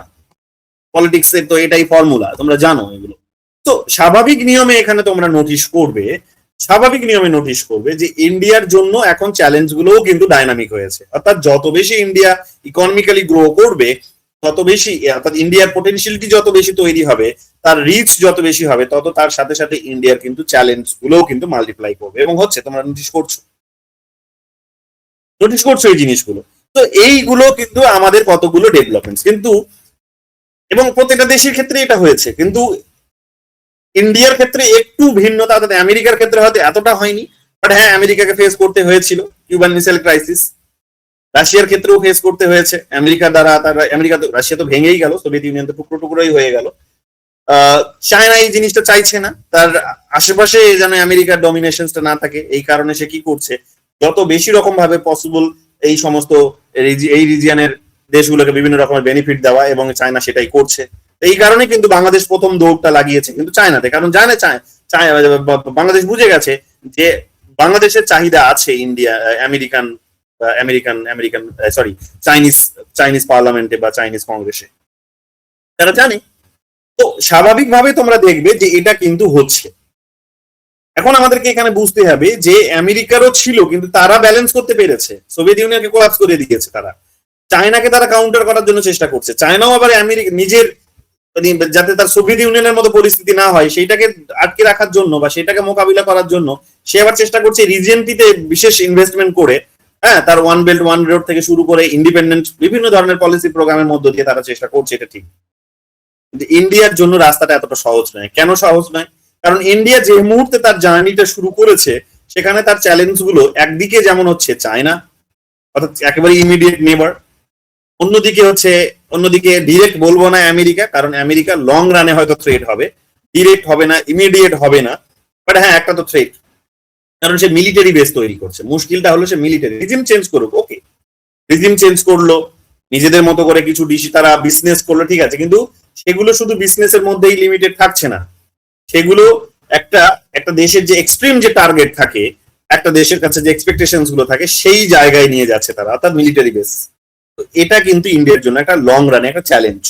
আগামী দিনে যদি এই ধরনের কোনো ইরান আর ইসরায়েলের মতো যদি যুদ্ধ সম্ভাবনা তৈরি হয়, তাহলে হয়তো আমাদের ইউএই এর মতো পরিস্থিতি হবে বা কাতারের মতো পরিস্থিতি হবে, যে আমাদেরকেও হয়তো বোম ফেস করতে হতে পারে, এবং খুব ক্লোজ, কাজে এটা হবেই, খুব এটা খুব হবেই, ভয় পাবেই তুমি, মানে এখানকার বিজনেস বন্ধ হবে, মানুষের মধ্যে একটা ভয় থাকবে, এগুলো হবেই।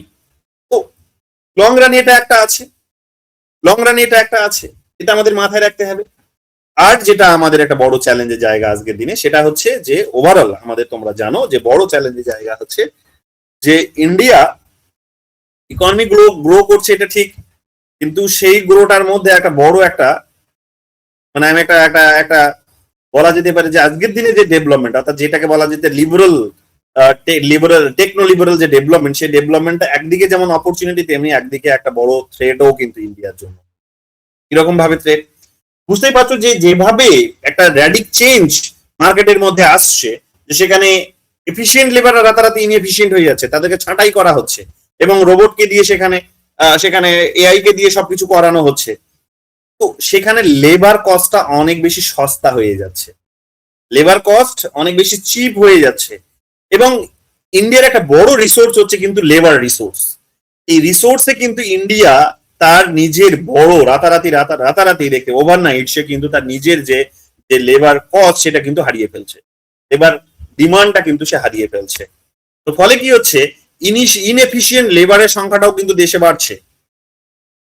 অনেক ইন্ডিয়ান যারা বিদেশে গিয়ে জব করতো, তারা ইন্ডিয়াতে পালিয়ে আসতে বাধ্য হচ্ছে বা যেতে চাইছে না তারা, কারণ সেখানে ওই দেশে জবের মার্কেট খুব একটা ভালো নয়, কারণ ওখানে রাতারাতি চেঞ্জ আসছে। ইন্ডিয়াতে হয়তো আসছে না এতটা বেশি, কারণ ইন্ডিয়াতে এখনো অনেক সেক্টরস আছে যেখানে কি হয়, যে সেখানে হয়তো মানে কি বলবো, গভর্নমেন্টের হাতে রয়েছে, কিংবা একটা ওয়েলফেয়ার পলিসি আছে, সোসাইটাল একটা ভিউ আছে সেখানে, হিউম্যান সেন্ট্রিক। কিন্তু ডেভেলপ কান্ট্রিজ গুলিতে এগুলো নেই, মানে থাকলেও বিদেশিদের প্রতি এতটা কিন্তু বলা যেতে পারে যে একটা এই ধরনের হিউম্যান সেন্ট্রিক ভিউ গুলো কিন্তু খুব কম। প্রচুর মানুষকে তোমরা দেখতেই পাচ্ছ যে ডিপোর্ট করছে, যারা সেখানে সমস্ত কিছু নিঃস্ব হয়ে যাচ্ছে, হারিয়ে ফেলছে, বিজনেসে টিকতে পারছে না, কোম্পানিতে টিকতে পারছে না, রাতারাতি তারা কিন্তু তাদের নিজেদের যে পাওয়ার পজিশন সেগুলো হারাচ্ছে, এবং তারা একটা সময় গিয়ে কি হচ্ছে, যে তারা ডিপোর্টেড হচ্ছে, সেই দেশের সরকার তাদেরকে কিন্তু সেখান থেকে বের করে দিচ্ছে, বা তাদের যে রিফিউজি পলিসি, বা তাদের অ্যাসিলাম পলিসি, কিংবা তাদের যে মার্কেট পলিসি, বা তাদের মধ্যে দেশের জব পলিসি, তাদের মধ্যে যে সিটিজেনশিপ পলিসি, তাদের যে হচ্ছে বিজনেস পলিসি, তাদের যে এডুকেশন পলিসি, তাদের বিভিন্ন ধরনের যে হেলথ পলিসি, সেগুলোর মধ্যে চেঞ্জ নিয়ে আসছে, এবং সেখানে বারেবারেই তারা কি করছে, ফরেনার্সদের আটকানোর চেষ্টা করছে। অর্থাৎ এক প্রকার একটা রিভার্স ওয়েভ অফ লিবারালাইজেশন কিন্তু কাজ করছে প্যারালালি, অর্থাৎ ইনএফিশিয়েন্ট লেবারদেরকে তাড়িয়ে দেওয়ার জন্য। তো এইটা তোমাদেরকে মাথায় রাখতে হবে যে এটা ইন্ডিয়ার জন্য প্যারালাল একটা বড় চ্যালেঞ্জ, কারণ ইন্ডিয়ার এত বড় রিসোর্স নেই যে সে রাতারাতি হয়তো এই ধরনের এআই ডেভেলপমেন্ট গুলো করতে পারবে, বা তার এআই ডেভেলপমেন্ট ঘটানোর জন্য যে সমস্ত মেটেরিয়াল গুলোর প্রয়োজন সেগুলো করতে পারবে, অর্থাৎ ব্যাটারি তৈরি করতে পারবে, সোলার প্যানেল তৈরি করতে পারবে, মানে এনার্জির যে নিডস গুলো যেগুলো তৈরি হয়েছে ট্র্যাডিশনাল থেকে বেরিয়ে এসে, যে নতুন যে মডার্ন যে সমস্ত আনকনভেনশনাল যে সমস্ত নিড গুলো তৈরি হয়েছে বা মিডিয়ামস গুলো তৈরি হয়েছে, সেখানে ইন্ডিয়ার কোনো কন্ট্রিবিউশন নেই। চায়না যেমন তাদের ড্রাইভারলেস গাড়ি চলছে তাদের দেশে, চায়নাতে তোমরা দেখবে যে সেখানে ব্যাটারি দিয়ে পুরো দেশটাকে তারা মুড়ে দিয়েছে, ব্যাটারি চালিত সমস্ত জিনিস দিয়ে, তারা সোলার প্যানেল দিয়ে তারা দেশটাকে মুড়ে দিয়েছে, এনার্জি জেনারেট করছে, তারা কনভেনশনাল এনার্জি থেকে বেরিয়ে গিয়ে তারা আনকনভেনশনালে চলে গেছে। ইন্ডিয়া সেই জায়গায় তার নিজেদের শিফটমেন্ট ঘটাতে পারেনি। তো যেহেতু পারেনি, ইন্ডিয়ার জন্য তোমরা দেখছো না যে ইন্ডিয়ান কারেন্সি ডিগ্রেড করছে, ইন্ডিয়ান কারেন্সি হচ্ছে, কারেন্সির যে ভ্যালু সেটা কিন্তু নিম্নমুখী, নিচের দিকে। কেন? একটা বড় রিজন হচ্ছে যে লেবাররা আজকে এফিশিয়েন্ট ছিল, সেই লেবাররা ইনএফিশিয়েন্ট হয়ে যাচ্ছে। আমাদের যে মার্কেট ভ্যালু, আমাদের প্রোডাক্টের যে মার্কেট ভ্যালু, ওভারঅল প্রোডাক্টের যে মার্কেট ভ্যালু, সেগুলো কিন্তু হারিয়ে ফেলছি। ফলে ইন্ডিয়ার কারেন্সির ভ্যালুটা কমছে। ওভারঅল কারেন্সির ভ্যালুটা তুমি দেখলেই বুঝতে পারবে যে ইন্ডিয়ার পজিশনটা কোন দিকে যাচ্ছে। একদিকে যেমন আমাদের ইম্পর্টেন্সটা বৃদ্ধি পাচ্ছে এই ডিউ টু চায়না, এই চায়না এবং ইন্দো প্যাসিফিক রিজিয়নের পলিটিক্স, তেমনি আবার তোমাকে বুঝতে হবে যে আমাদের নিজেদের যে কন্ট্রিবিউশন সেটাও কিন্তু খুব পুয়ার, অর্থাৎ যেটা একেবারেই বলা যেতে পারে যে প্রাইমারি কন্ট্রিবিউটরের যে রোল আমাদের, সেই রোলটা কিন্তু আমাদের খুব একটা বলা যেতে পারে যে একটা খুব মানে পুয়ার পজিশনে আছি আমরা। অর্থাৎ আমরা ব্যাটারি তৈরি করতে পারছি না, আমরা ড্রাইভারলেস গাড়ি প্রডিউস করতে পারছি না, আমরা এআই প্রডিউস করতে পারছি না, আমরা বড় বড় কোনো এই ধরনের কোম্পানি প্রডিউস করতে পারছি না, কিন্তু ওই সমস্ত কোম্পানিজ গুলো এখানে আসছে বিজনেস করার জন্য, অন্য দেশ থেকে আসছে, মোস্টলি ইউরোসেন্ট্রিক বা মোস্টলি হচ্ছে আমেরিকা অর্থাৎ ওয়েস্ট সেন্ট্রিক যে সমস্ত কোম্পানিজ গুলো বা চায়না সেন্ট্রিক, তারা এখানে আসছে।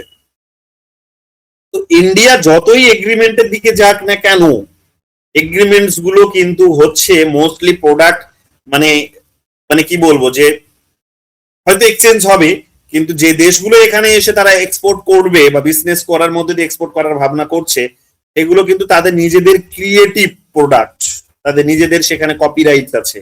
কিন্তু আমাদের সেই ধরনের কপিরাইটস এর প্রোডাক্টের সংখ্যাটা কম। এবং যেভাবে তোমরা দেখতে পাচ্ছ যে আমাদের নিজেদের যে 50% জিডিপি এখনো যে কন্ট্রিবিউশন দেয় যে এগ্রিকালচারাল সেক্টর, সেখানে যে ধরনের চেঞ্জ গুলো আসতে বাধ্য হচ্ছে আমরা, যে আমি এর আগে তোমাদের বলছিলাম যে যেভাবে যে আমাদের 50% কন্ট্রিবিউশন দেয় আমাদের যে এগ্রিকালচারাল সেক্টর, সেখানে একটা বড় প্রোডাক্ট হচ্ছে ডেইরি প্রোডাক্টস। এবং সেই ডেইরি প্রোডাক্টস তোমরা জানো যে তার সংখ্যাটাও অনেক, সেখান থেকে পনির তৈরি হয়, দুধ খাই আমরা, অনেক কিছুই পাই আমরা সেই দুধ থেকে।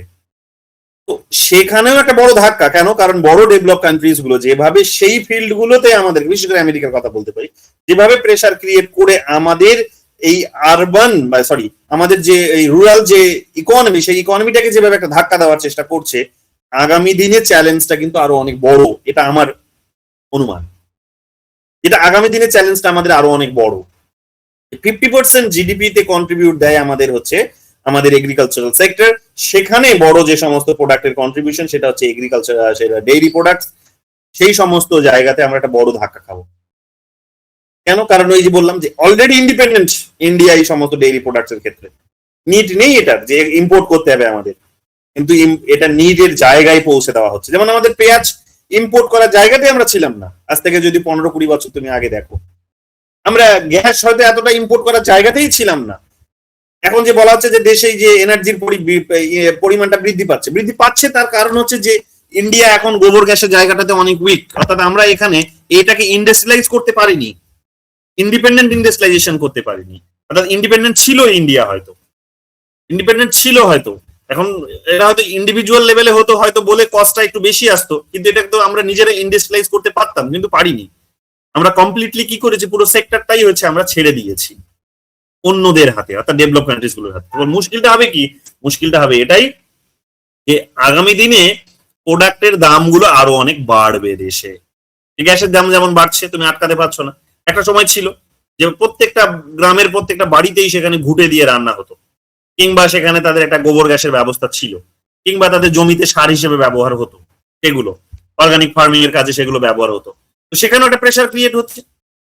আজকে আমরা অত্যধিক বেশি রাশিয়া থেকে সার কিনতে বাধ্য হচ্ছে, এই কারণে আমাদেরকে রাশিয়ার সাথে আলাদা করে বার্গেন করতে হচ্ছে।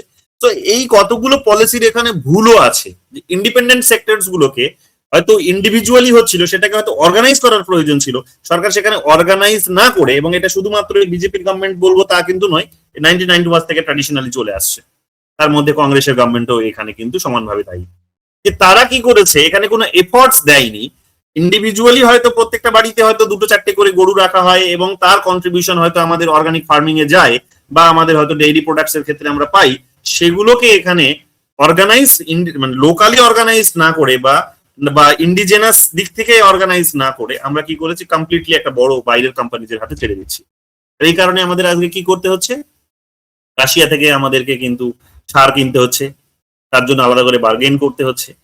আজকে রাশিয়ার সাথে কিংবা ইরানের সাথে কিংবা অন্য দেশগুলোর সাথে আমাদের গ্যাস কেনার জন্য বার্গেন করতে। তো এগুলো কতগুলো আমাদের পলিসি তৈরি হয়েছে, চাহিদাগুলো বুঝেছে, কিন্তু মেথডের ক্ষেত্রে কতগুলো প্রবলেম আছে,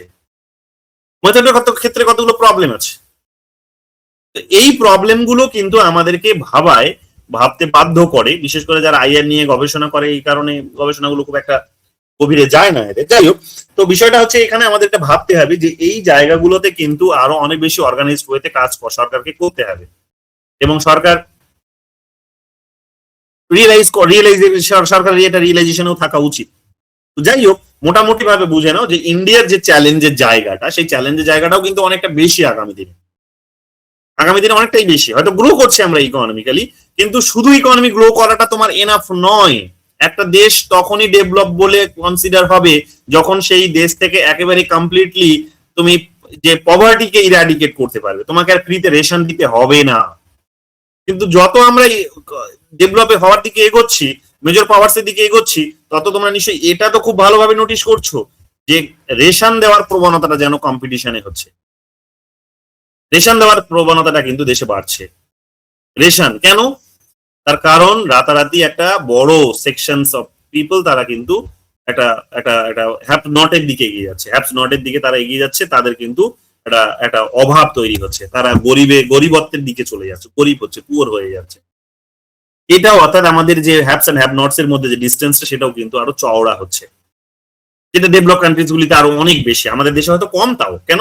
কারণ এখনো আমরা কমপ্লিট লিবারেল মার্কেটের সিস্টেমে ঢুকিনি, বা হয়তো এখনো আমাদের দেশের মানুষের সাইকোলজির মধ্যে এইগুলো কাজ করে। যখনই সরকার দেখবে প্রাইভেটাইজ করে দেয়, মানুষ রেড়ে করে ওঠে, বিরোধী দলগুলো রেড়ে করে ওঠে। কেন? কারণ মানুষ এটার সাথে এখনো অভ্যস্ত। ইয়াং জেনারেশন এগুলোর সাথে অভ্যস্ত নয়। ইয়াং জেনারেশন বরং এফিসিয়েন্ট মার্কেট দেখতে পেলেই খুব ভালো তারা পছন্দ করে। এই কারণে দেখবে যে বিজেপি বা আরএসএস এদের ফোকাসটা থাকে ইয়াং জেনারেশনের উপর। কিন্তু সিনিয়র যারা আছে তারা কিন্তু এটাকে খুব ভালোভাবে নেয় না, কারণ সিনিয়রদের জন্য লস এটা। তারা চায় না, তাদের এত বেশি নিড নেই। যে তোমরা দেখবে ইউরোপিয়ান ইউনিয়ন থেকে ইউকে এক্সিট করলো, তারা ভোট দেয়নি। এক্সিট করার পক্ষে কারা ভোট দিয়েছে? যে হ্যাঁ, মানে এক্সিট করার পক্ষে কারা ভোট দিয়েছে? বয়স্ক লোকগুলো। কেন? তার কারণ ওদের এত হাই ডিমান্ড নেই, মাল্টিপল কোনো ডিমান্ডস নেই। মার্কেট ইকোনমিতে তাদের লস হচ্ছে, বারবার এই ধরনের তাদের কারেন্সির ভ্যালু কমে আসছে। তো ফলে যে জমানো টাকা তাদের অ্যাকাউন্টে রয়েছে, বার্ধক্যে বয়সে এসে তারা হয়তো খাবে, সেটা দিয়ে হয়তো জীবনযাপন করবে, সেটা দিয়ে তারা জীবনযাপন করতে পারছে না, কারণ তাদের হচ্ছে সেখানে ভ্যালুটা কমে গেছে, প্রোডাক্টে তাদের কারেন্সির ভ্যালু কমে গেছে। তো ফলে মুশকিলটা হয়ে যাচ্ছে কি, মুশকিলটা যে ইন্ডিয়ার এই যে জায়গাগুলো, এই জায়গাগুলোতে তোমাদেরকে ভাবতে হবে যে ইন্ডিয়ার জন্য বড় বড় চ্যালেঞ্জ আছে। সেই চ্যালেঞ্জ গুলো হচ্ছে এইগুলো, যে ইন্ডিয়া এই গ্যাপটা যদি রিডিউস করতে না পারে, মানে কখনো সেই স্টেটাস যেটাকে আমরা বলছি যে মেজর পাওয়ারের স্টেটাস সে অ্যাচিভ করবে, সেটা বোধহয় পসিবল হবে না। এবং এই কান্ট্রিজ গুলো তাদেরকে যে মানে মেজর পাওয়ার ক্লাব যেটাকে বলা হয়, আমি তোমাদের টিভি পলের মানে যে ইন্ডিয়ার যে মেজর পাওয়ার স্টেটাসের যে একটা অ্যাসপিরেশন, সেটা নিয়ে যে বইটা পড়ে রিভিউটা তোমাদের বলেছিলাম, তো সেখানে তোমাদের বলছিলাম যে মেজর পাওয়ার ক্লাবে ইন্ডিয়া প্রবেশ করে গেছে, কিন্তু স্টেটাসটা পাচ্ছে না। ঢুকে গেছো কিন্তু স্টেটাসটা পাচ্ছ না। তুমি ঢুকে গেছো কিন্তু স্টেটাসটা তুমি পাচ্ছ না। কেন? তার কারণ তোমার দেশে এখনো সেই পরিস্থিতিগুলো আছে, যে পরিস্থিতিগুলো খারাপ বলে বিবেচিত হয়। অর্থাৎ এখনো তোমার দেশে কিন্তু একটা বড় পলিসি মেকিং প্রসেসে একটা বড় ধরনের গ্যাপ রয়েছে, বা পলিসি গুলোকে আরো অনেক বেশি একটা সূক্ষ্মভাবে সেখানে ইমপ্লিমেন্ট করার ক্ষেত্রে একটা বড় গ্যাপ রয়েছে। পলিসি গুলোকে মানে ফ্রেম করার জায়গাতে একটা বড় গ্যাপ রয়েছে। রিসার্চ গুলো ঠিকঠাক করার ক্ষেত্রে একটা বড় গ্যাপস রয়েছে। কিভাবে এফেক্টিভ ডিসিশনস নেওয়া যেতে পারে, সেখানে একটা বড় গ্যাপস রয়েছে।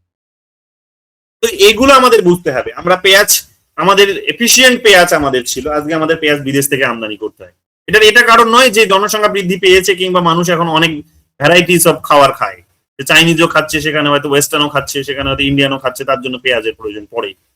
অ্যাট দ্য সেম টাইম এটাও বুঝতে হবে যে এগ্রিকালচারাল ফার্মিং গুলো বন্ধ হয়ে গেছে। লোকাল যে ফার্মিং, ইন্ডিভিজুয়াল যে ফার্মিং, স্মল যে ফার্মিং, সেগুলো বন্ধ হয়ে গেছে।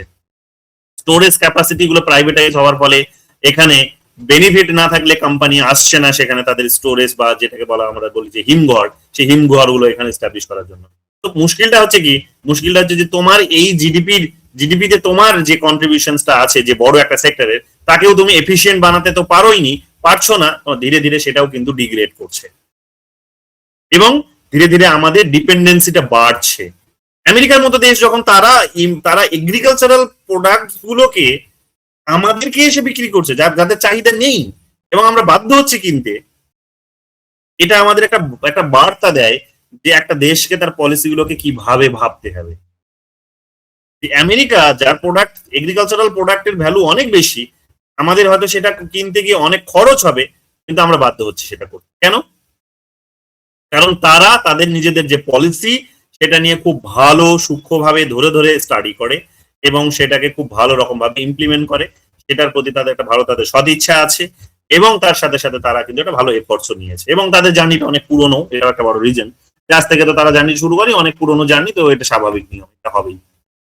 বাট ইন্ডিয়ার তরফ থেকে যে পজিশনস গুলো মানে যে ডিসিশন গুলো নেওয়া যেতে পারতো, সেখানে একটা ইন্ডিয়ার একটা বড় খামতি আছে, সেটা নিয়ে কোনো কিন্তু এখানে দ্বিধা নেই, দ্বন্দ্ব নেই, এটা স্বীকার করতেই হবে, এটা স্বীকার করতেই হবে যে এই জায়গাতে আমাদের একটা বড় খামতি আছে। তো এগুলো তোমাদেরকে মাথায় রাখতে হবে যে ইন্ডিয়া খুব ভালোভাবে কাজ করছে, এটা ঠিক, কিন্তু বড় এফিসিয়েন্ট লেবারের জায়গায় ইনএফিসিয়েন্ট লেবারের সংখ্যাটা বাড়ছে। এআই যত বেশি, অর্থাৎ যেমন আমি একটা ছোট্ট উদাহরণ দিই, আমার বাড়িতে কাজের মাসি রেখেছিলাম আমি, কাপড় কাচতে বলতাম, রোজ কাপড় দেখবো ওই কাচার নাম করে জাস্ট জলে চুবিয়ে তুলে দিয়েছে। আমি বলতাম 10টা কাপড় কাচতে হবে না আপনাকে, একটা কাপড় কাচুন, একটা।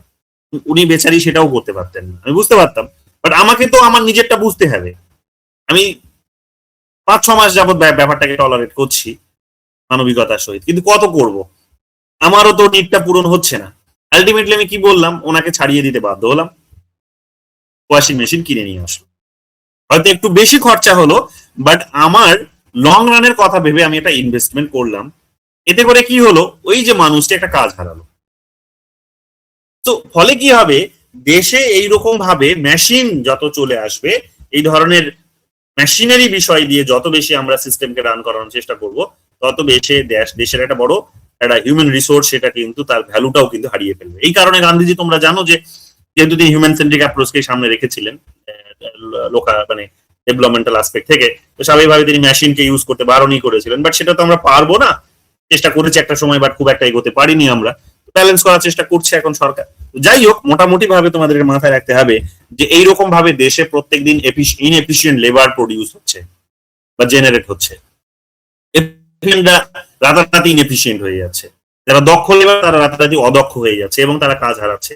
তো ফলে তারা কাজ হারালো মানেই হচ্ছে দেশের লেবারের যে ভ্যালু সেটা কমে আসছে, লেবারের যে কন্ট্রিবিউশন সেটা কমে আসছে। এবং এই ওয়াশিং মেশিনটা এটা দেশের কোনো কোম্পানি প্রডিউস করেনি, এটা বিদেশের কোম্পানি, তো আমাকে বাধ্য হয়ে সেটা কিনতে হলো, আনিসদের দোকান থেকে কিনতে হলো। তো বিষয়টা হচ্ছে আলটিমেটলি এটা বুঝতে হবে তোমাকে যে এইরকম ভাবে ইন্ডিয়ার আগামী দিনে বড় কতগুলো চ্যালেঞ্জের আসপেক্টও উঠে আসছে এবং এখানেই হ্যাঁ বলো, কিছু বলছো আনিস? কিছু বলছো? হ্যালো, তোমার ভয়েস শুনতে পাচ্ছি না, ব্রেক করছে। তো এইরকম ভাবে তোমরা দেখতে পেলে যে ইন্ডিয়ার কতগুলো চ্যালেঞ্জের জায়গা কিন্তু উঠে এসেছে, যেগুলো কিন্তু খুব ভাবায় যারা যারা দেখবে এবং একটা ডিবেটস কাজ করে, এবং খুব স্বাভাবিক যে সেই জায়গাতেই এই ডিবেটটা হবে। এবং আমি খুব মজা নিই এটা, খুব আমি আমি সেখানে গেলে খুব মজা করে এই ডিবেটটাকে উপভোগ করি।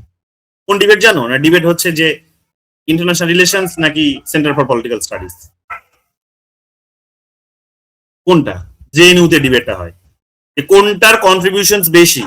তাদের মধ্যে দেখবে প্রফেসরদের মধ্যে একটা একে অপরকে গালমন্দ করার বা সমালোচনা করার একটা যেমন একটা এনভায়রনমেন্ট আমি পাই।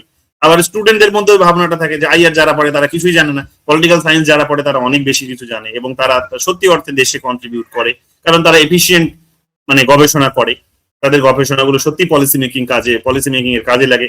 তারা হয়তো ক্রিটিক্যাল ভিউটা রাখে বলে হয়তো সরকারের রোশানলে পড়ে ওই সময়ের মধ্যে, বা লং রানে সেটাই বাস্তব রিয়েলিস্টিক হয়ে দাঁড়ায়। এবং সেটা খুব অবভিয়াস বোধ হয় যে দেশের একটা কোর ইনস্টিটিউশন যেখানে তৈরি করা হয়েছিল এটাকে, যে ক্রিটিক্যাল থিঙ্কিং এর কারণে ফরেন পলিসিতে তার কন্ট্রিবিউশন দেবে বলে, এবং সেখানে যে ডিবেটটা হবে যে আইআর নাকি পলিটিক্যাল সায়েন্স কোনটা, এটা খুব বোধহয় স্বাভাবিক এবং আমি এটা খুব মজা নিই। এবং সেখানে গিয়ে বোঝা যায় যে পলিটিক্যাল সায়েন্সের টিচাররা অনেক বেশি ক্রিটিক্যাল ভিউ রাখেন, তারা অনেক বেশি ডেভেলপমেন্টাল টপিক নিয়ে পিএইচডি করেন বা গবেষণা করেন বা চর্চা করেন, এবং করতে গিয়ে তারা হয়তো সরকারের রোশানলে পড়েন। এবং আইআর পন্থী টিচাররা বা আইআর এ যারা পড়ান যে সমস্ত টিচার, তারা আবার অনেক দেখবে হয়তো একটু একটু ভাষা কথা বলে, সাধারণ কথা বলে, তাদের কথার মধ্যে হয়তো কোনো খুব বেশি তুমি ক্রিটিক্যাল জিনিস পাবে না। এটা লিমিটেশন আছে, বিশেষ করে তারা না পারারও একটা লিমিটেশন, গবেষণা করার জন্য ফান্ডিং দরকার। একটা আইআর এর উপর গবেষণা করবো যদি, যেই দেশে গিয়ে গবেষণা করবো সেই দেশের যে ইস্যুর উপর, এটাতে যদি ফান্ডিংই না থাকে তো হবে কি করে, সেটা একটা প্রবলেম আছে, আমাদের একটা স্ট্রাকচারাল প্রবলেম আছে। বাট ওভারঅল মোটামুটি তোমাদের বুঝতে হবে যে আমাদের যতক্ষণ না এই জায়গাগুলোতে আমরা এইভাবে ধরে ধরে আমরা স্টাডি করতে পারছি, ততক্ষণ কিন্তু মানে এফিসিয়েন্ট কিছু তুমি জেনারেট করতে পারবে না এবং এগিয়ে নিয়ে যেতে পারবে না। তো দেশের পলিসির মধ্যে এই কারণে তোমরা দেখবে যে র্যাডিক্যাল চেঞ্জ আসছে। আজই দেখবে হয়তো মানে দীর্ঘদিন ধরে তোমরা দেখবে যে পলিটিক্যাল পার্টিস গুলো একটা সোশ্যালিস্টিক প্যাটার্ন, এবং সেখান থেকে তারা বেরিয়ে গিয়ে অনেকটা আরো বেরিয়ে গিয়ে তারা পপুলিস্ট পলিসিস গুলোকে ভ্যালু দিয়ে অনেক এগিয়ে গেছিল। নরেন্দ্র মোদী বা বিজেপির বা আরএসএস যে এজেন্ডা অফ ডেভেলপমেন্ট, সেখান থেকে তারা কিন্তু অর্থাৎ ওই পপুলিজম থেকে তারা আবার পেছনে টেনে নিয়ে এসে তারা কি করছে এখন দেখো, টেনে নিয়ে এসে তারা কিন্তু ডেভেলপ অর্থাৎ বলা যেতে পারে যে একেবারেই ইন্ডাস্ট্রিয়ালাইজড বা ইন্ডাস্ট্রিয়াল বেসড ডেভেলপমেন্টের দিকে ফোকাসটা করছে। এবং তোমরা দেখবে যে আইডেন্টিটি সেন্ট্রিক যে একটা অ্যাপ্রোচ তৈরি হয়েছিল বা একটা বিভিন্ন এবং যেগুলো বিভিন্ন পলিটিক্যাল পার্টির এজেন্ডার মধ্যে দিয়ে আমরা বোঝার চেষ্টা করতাম 1970s এবং 80s এর ডিকেডসে, সেই দশকটার একটা সমাপ্তি ঘটলো। বিশেষ করে তোমরা দেখবে যে সেখানে ডিএমকে এর পরাজয় ঘটছে তামিলনাড়ুতে, এবং এআইডিএমকে তো আগেই ঘটেছে, ডিএমকে এরও ঘটলো, পশ্চিমবঙ্গে টিএমসির ঘটলো, তারপরে তোমরা দেখবে যে সেখানে মহারাষ্ট্রের শিবসেনাকে ভেঙে দিল, তারপরে দেখবে এনসিপি কে ভাঙছে, তারপরে তোমরা দেখবে যে যেখানে যেখানে আসলে রিজিওনাল পার্টিস গুলো ছিল বা তারা হয়তো নামমাত্র ন্যাশনাল পার্টিস কিন্তু তারা আসলে রিজিওনাল পার্টিস, কারণ রিজিওনাল ইস্যুস গুলো তুলে ধরে এবং সেখানে তারা মেন ইস্যুটাই থাকে তাদের ওয়েলফেয়ার এবং তাদের আইডেন্টিটি। যেটা 1970s 80s 90s এর পিরিয়ডে যে পলিটিক্যাল পার্টিস গুলো তৈরি হয়েছিল, যে ডিমান্ডটা জেনারেট হয়েছিল, যেহেতু সেই সময় রাতারাতি বলা যেতে পারে এক প্রকার ইকোনমির মধ্যে একটা বড় চেঞ্জ এসেছিল, তো সেই চেঞ্জটাকে মান্যতা দিতে গিয়ে এই পার্টিস গুলো এমার্জ করেছিল, কারণ একটা বলা যেতে পারে যে একটা ডিসপ্যারিটি তৈরি হয়েছিল। তো সেই ডিসপ্যারিটিকে ব্যালেন্স করতে গিয়ে এই পার্টিস গুলোকে মানুষ ভ্যালু দিয়েছিল, কিন্তু সেখান থেকে এরা যেহেতু আরো অনেকটা বেরিয়ে গেছে আজকের দিনে, নরেন্দ্র মোদী বা বিজেপি বা বলতে পারো আরএসএস, তাদের যে এজেন্ডা সেটা হচ্ছে যে ওই পপুলিজমের রাস্তা থেকে তাদেরকে টেনে আবার নিচের দিকে নিয়ে আসে। কেন? কারণ তারা অনেকটা বেরিয়ে গেছে, তারা তাদের যে ট্র্যাক সেই ট্র্যাক থেকে বেরিয়ে গেছে, অনেক বেশি বেরিয়ে গেছে। তো এই রকম ভাবে তোমরা দেখবে যে দেশের পলিসিস গুলোর মধ্যে এগুলোকে যদি থিওরাইজ করে তাহলে এটাই বেরিয়ে আসবে দিনের শেষে যে একটা ব্যালেন্স ক্রিয়েট করার একটা চেষ্টা হচ্ছে। এই ব্যালেন্সটা তোমরা দেখবে যে এইরকম ভাবেই হচ্ছে যে পপুলিজম থেকে তাদেরকে টেনে নিয়ে এসে আবার ওয়েলফেয়ার সেন্ট্রিক, কমপ্লিট ওয়েলফেয়ার সেন্ট্রিকও নয়, বা বলতে পারো যে সোশ্যালিস্ট সেন্ট্রিক নয়, বা ডেভেলপমেন্টাল সেন্ট্রিক। ডেভেলপমেন্ট হবে তাই প্রাইভেটাইজেশন দরকার, প্রাইভেটাইজেশন হবে, এবং প্রাইভেটাইজেশনের বেনিফিট যারা পাবে না, যারা বঞ্চিত হবে, তাদের জন্য ওয়েলফেয়ার পলিসি থাকবে।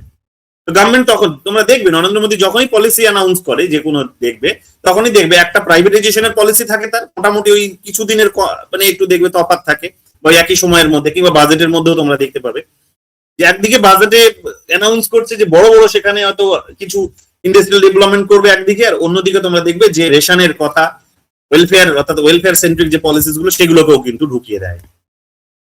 তো এবং তার নেচারটাকে বদলে দিয়েছে, যে কাস্ট বেস ছিল সেটাকে তারা কাস্ট বেস থেকে সরিয়ে নিয়ে এসে ইকোনমি সেন্ট্রিক করে দিচ্ছে, এবং অ্যাডমিনিস্ট্রেশনকে এফিশিয়েন্ট বানিয়ে তারা সেই প্রবলেমস গুলোকে অ্যাড্রেস করার চেষ্টা করছে, যাতে মানুষ আর কাস্ট বেসড ভাবনা চিন্তা না করতে পারে, ভাবনা চিন্তা জেনারেটই যাতে না হয়। এবং তার বড় উদাহরণ তোমাদের বললাম শুরুতেই, যে ডিস্ট্রিক্ট গুলোকে ব্রেক করে দিয়ে অ্যাডমিনিস্ট্রেশনকে লোকাল বানিয়ে দেওয়া, ভিআইপি কালচার থেকে তাদেরকে বের করে নিয়ে আসা, মানুষের কাছে পৌঁছে দিয়ে মানুষের প্রবলেম গুলোকে শুনে একই রকম ভাবে তাদেরকে মানে তাদের বেসিক যে অবজেক্টিভ সেই জায়গাতে তাদেরকে ধরে রাখা। এবং তোমরা দেখতেই পাচ্ছ যে এই যে মমতা ব্যানার্জির পিরিয়ডে দুয়ারে সরকার হয়েছিল, এই সরকারও এসে কিন্তু সেই একই ধরনের পলিসি রেখেছে, জনকল্যাণ শিবির হচ্ছে, বুঝতেই পারছো ওয়েলফেয়ার সেন্ট্রিক। কারণ সরকারি পরিষেবাগুলো বেশিরভাগই তো হচ্ছে যারা পুয়ার তাদের জন্য, গরিবের জন্য। বিজনেস ক্লাস বা মিডল ক্লাস তারা তো যায় না সেখানে, সরকারি পরিষেবা তাদের প্রয়োজন পড়ে না, কারণ পরিষেবাগুলো কি দেওয়া হয় সেটা দেখলেই তোমরা বুঝতে পারবে যে সেখানে রেশন কার্ড বানানো হচ্ছে, বার্ধক্য ভাতার ফর্ম ফিল আপ হচ্ছে, সেখানে কন্যাশ্রীর ফর্ম ফিল আপ হচ্ছে, সেখানে যুবশ্রীর ফর্ম ফিল আপ হচ্ছে, সেখানে তোমরা দেখবে যে সেখানে অন্নপূর্ণা ভান্ডারের ফর্ম ফিল আপ হচ্ছে, সেখানে এই কাজগুলোই হয় মেনলি। এগুলো তো মিডল ক্লাসের কাজ নয়, মিডল ক্লাস কি করবে এগুলো? মিডল ক্লাস তো পাবে না, সে ইকোনমিক্যালি সে ক্যাটাগরিতেই আসে না, তো দরকার নেই তার। তো ফলে তোমরা দেখবে যে নামটাও দিয়েছে জনকল্যাণ শিবির। তো এই যে রিজিওনাল পলিটিক্যাল পার্টিস গুলো যারা এই যে 1970s 80s 90s এর ডিকেডসে যে বড় ইকোনমির মধ্যে যে চেঞ্জ এসেছিল, এই চেঞ্জটা বড় ধরনের যে একটা ডিসপ্যারিটি তৈরি করেছিল বড়লোক আর গরিবদের মধ্যে, এবং একটা বড় সংখ্যক মানুষকে যে গরিবত্বের দিকে ঠেলে দিয়েছিল, সেই কারণে যে পার্টিস গুলো এমার্জ হয়েছিল এবং মানুষ চেয়েছিল বলে এমার্জ হয়েছিল, সেই পার্টিস গুলো যেহেতু আজকের দিনে তারা ডেভেলপমেন্ট থেকে তারা বেরিয়ে গিয়ে, যেহেতু তারা এখন অনেক বেশি পপুলিস্ট সেন্ট্রিক হয়ে গেছে, অর্থাৎ ডেভেলপমেন্ট থেকে বেরিয়ে গিয়ে তারা নিজেদের ভোট ব্যাংকটাকে গুরুত্ব দিতে গিয়ে মানে এত বেশি লোন নিচ্ছে, আর এত বেশি তারা হচ্ছে এখানে সাবসিডির কথা বলছে, এত বেশি তারা হচ্ছে ওয়েলফেয়ার করার কথা বলছে, যে সেটা করতে গিয়ে তারা দেশটার অর্থনীতিকে গোল্লায় নিয়ে যাচ্ছে।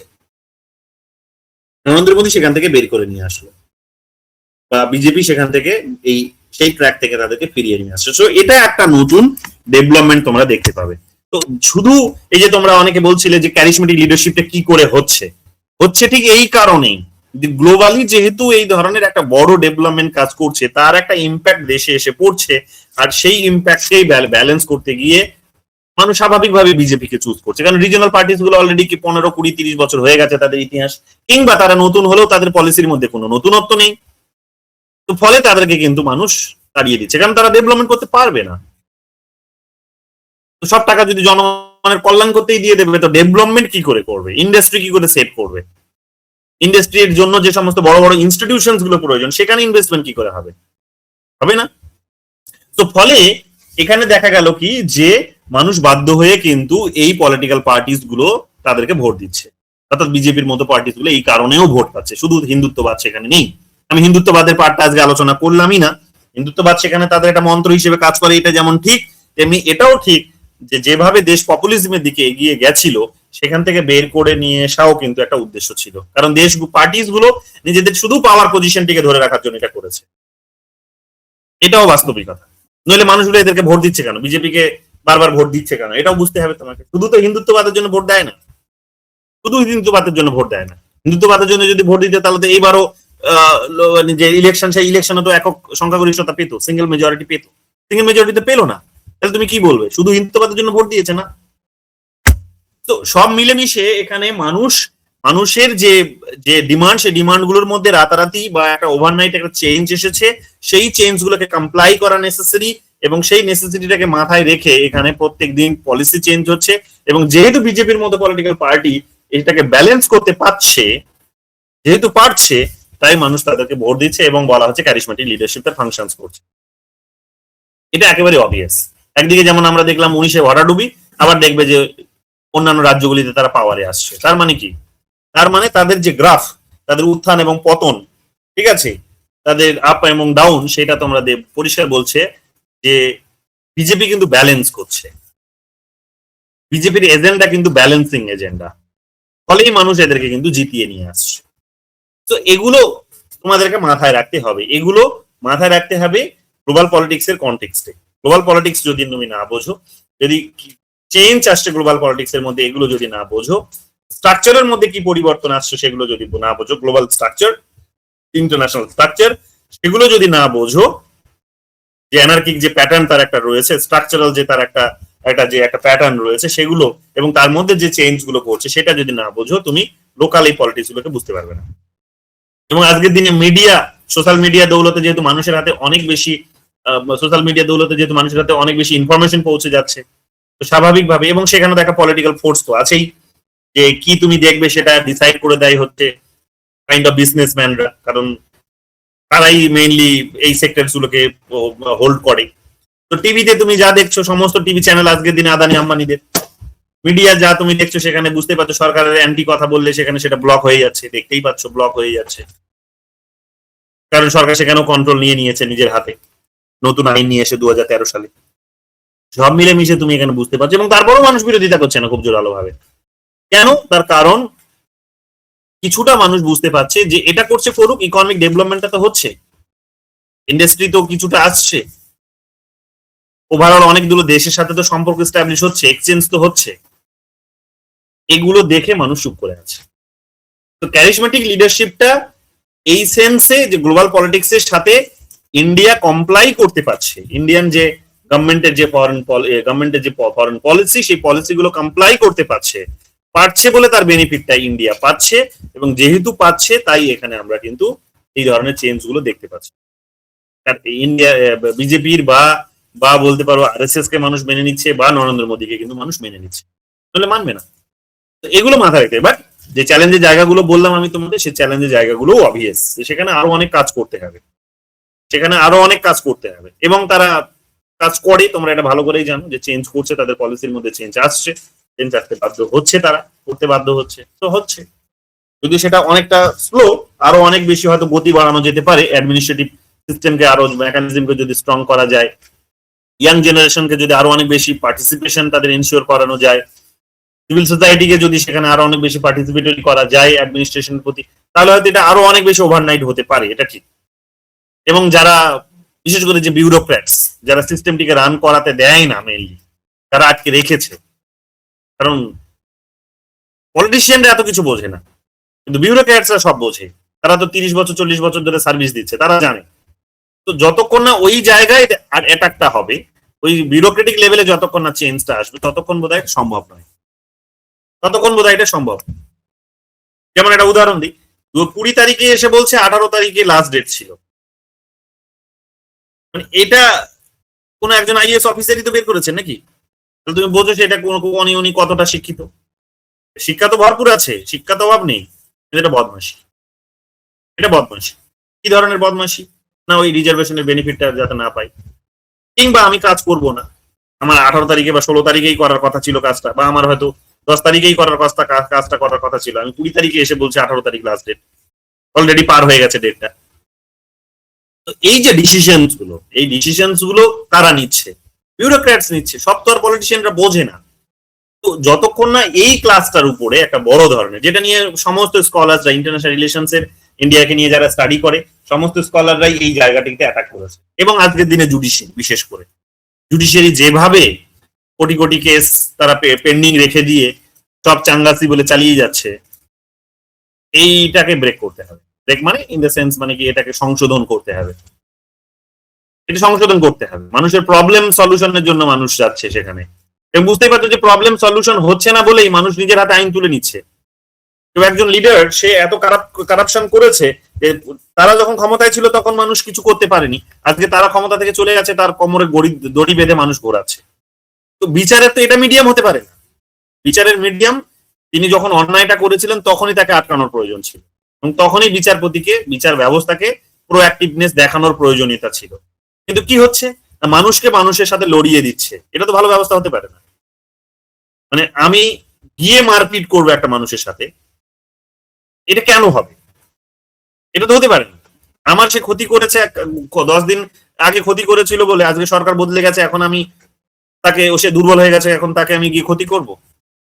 সে তো হয়তো তার ক্ষতিটা হবে, সে তো মারা যাবে না, কালকে গিয়ে সে তো আমার ক্ষতি করবে, আবার আমার ক্ষতি করবে।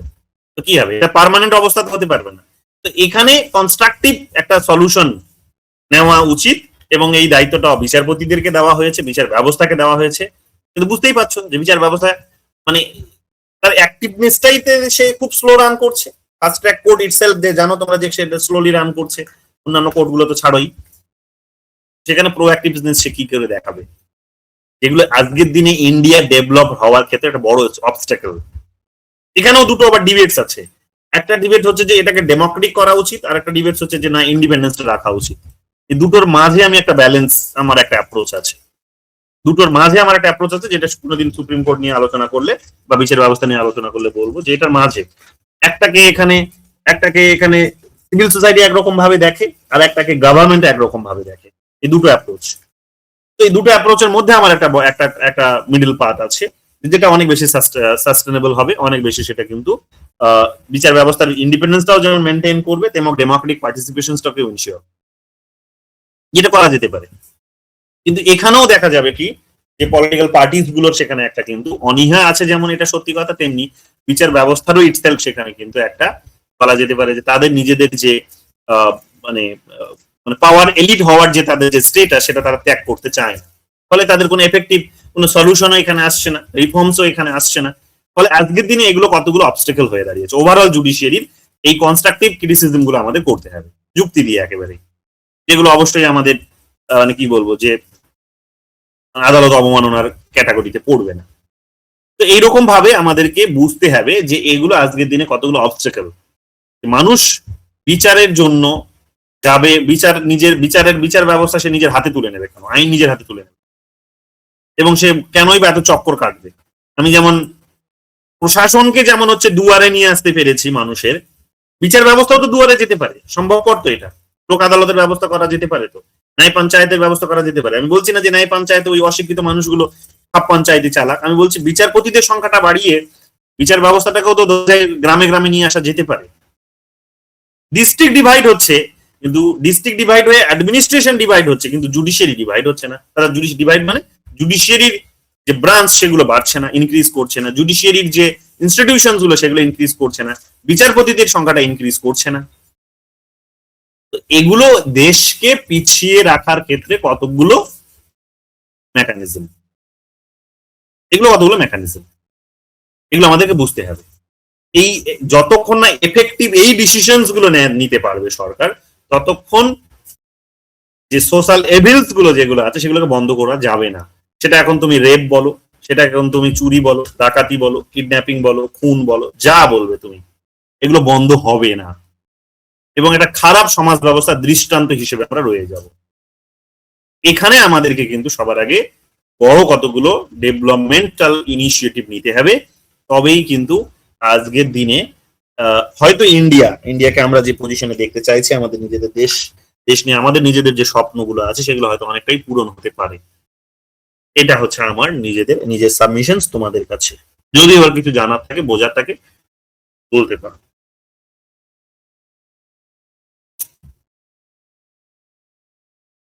বলো, কারো কিছু বলার থাকলে। আচ্ছা, বাই দ্য ওয়ে, আনিসের বুঝতে অসুবিধা হচ্ছে কিছু? আমি তো না স্যার, আমি ক্লিয়ার বুঝতে পারছি। ওটাই, কারণ আমি তো অনেক বেশি ইংলিশ টার্মিনোলজি ইউজ করছি, বাংলা তো নাম মাত্রই বাংলা বোধ হয়। ওকে, তো তোমার কি ঠিকঠাক লাগছে ক্লাস নাকি? একদম স্যার, একদম। ওকে, আর বাকিরা? দেবাশিস জয়েন করেছিল, দেবাশিস কি আছো? দেবাশিস আছে? নেই, দেবাশিস আসবে।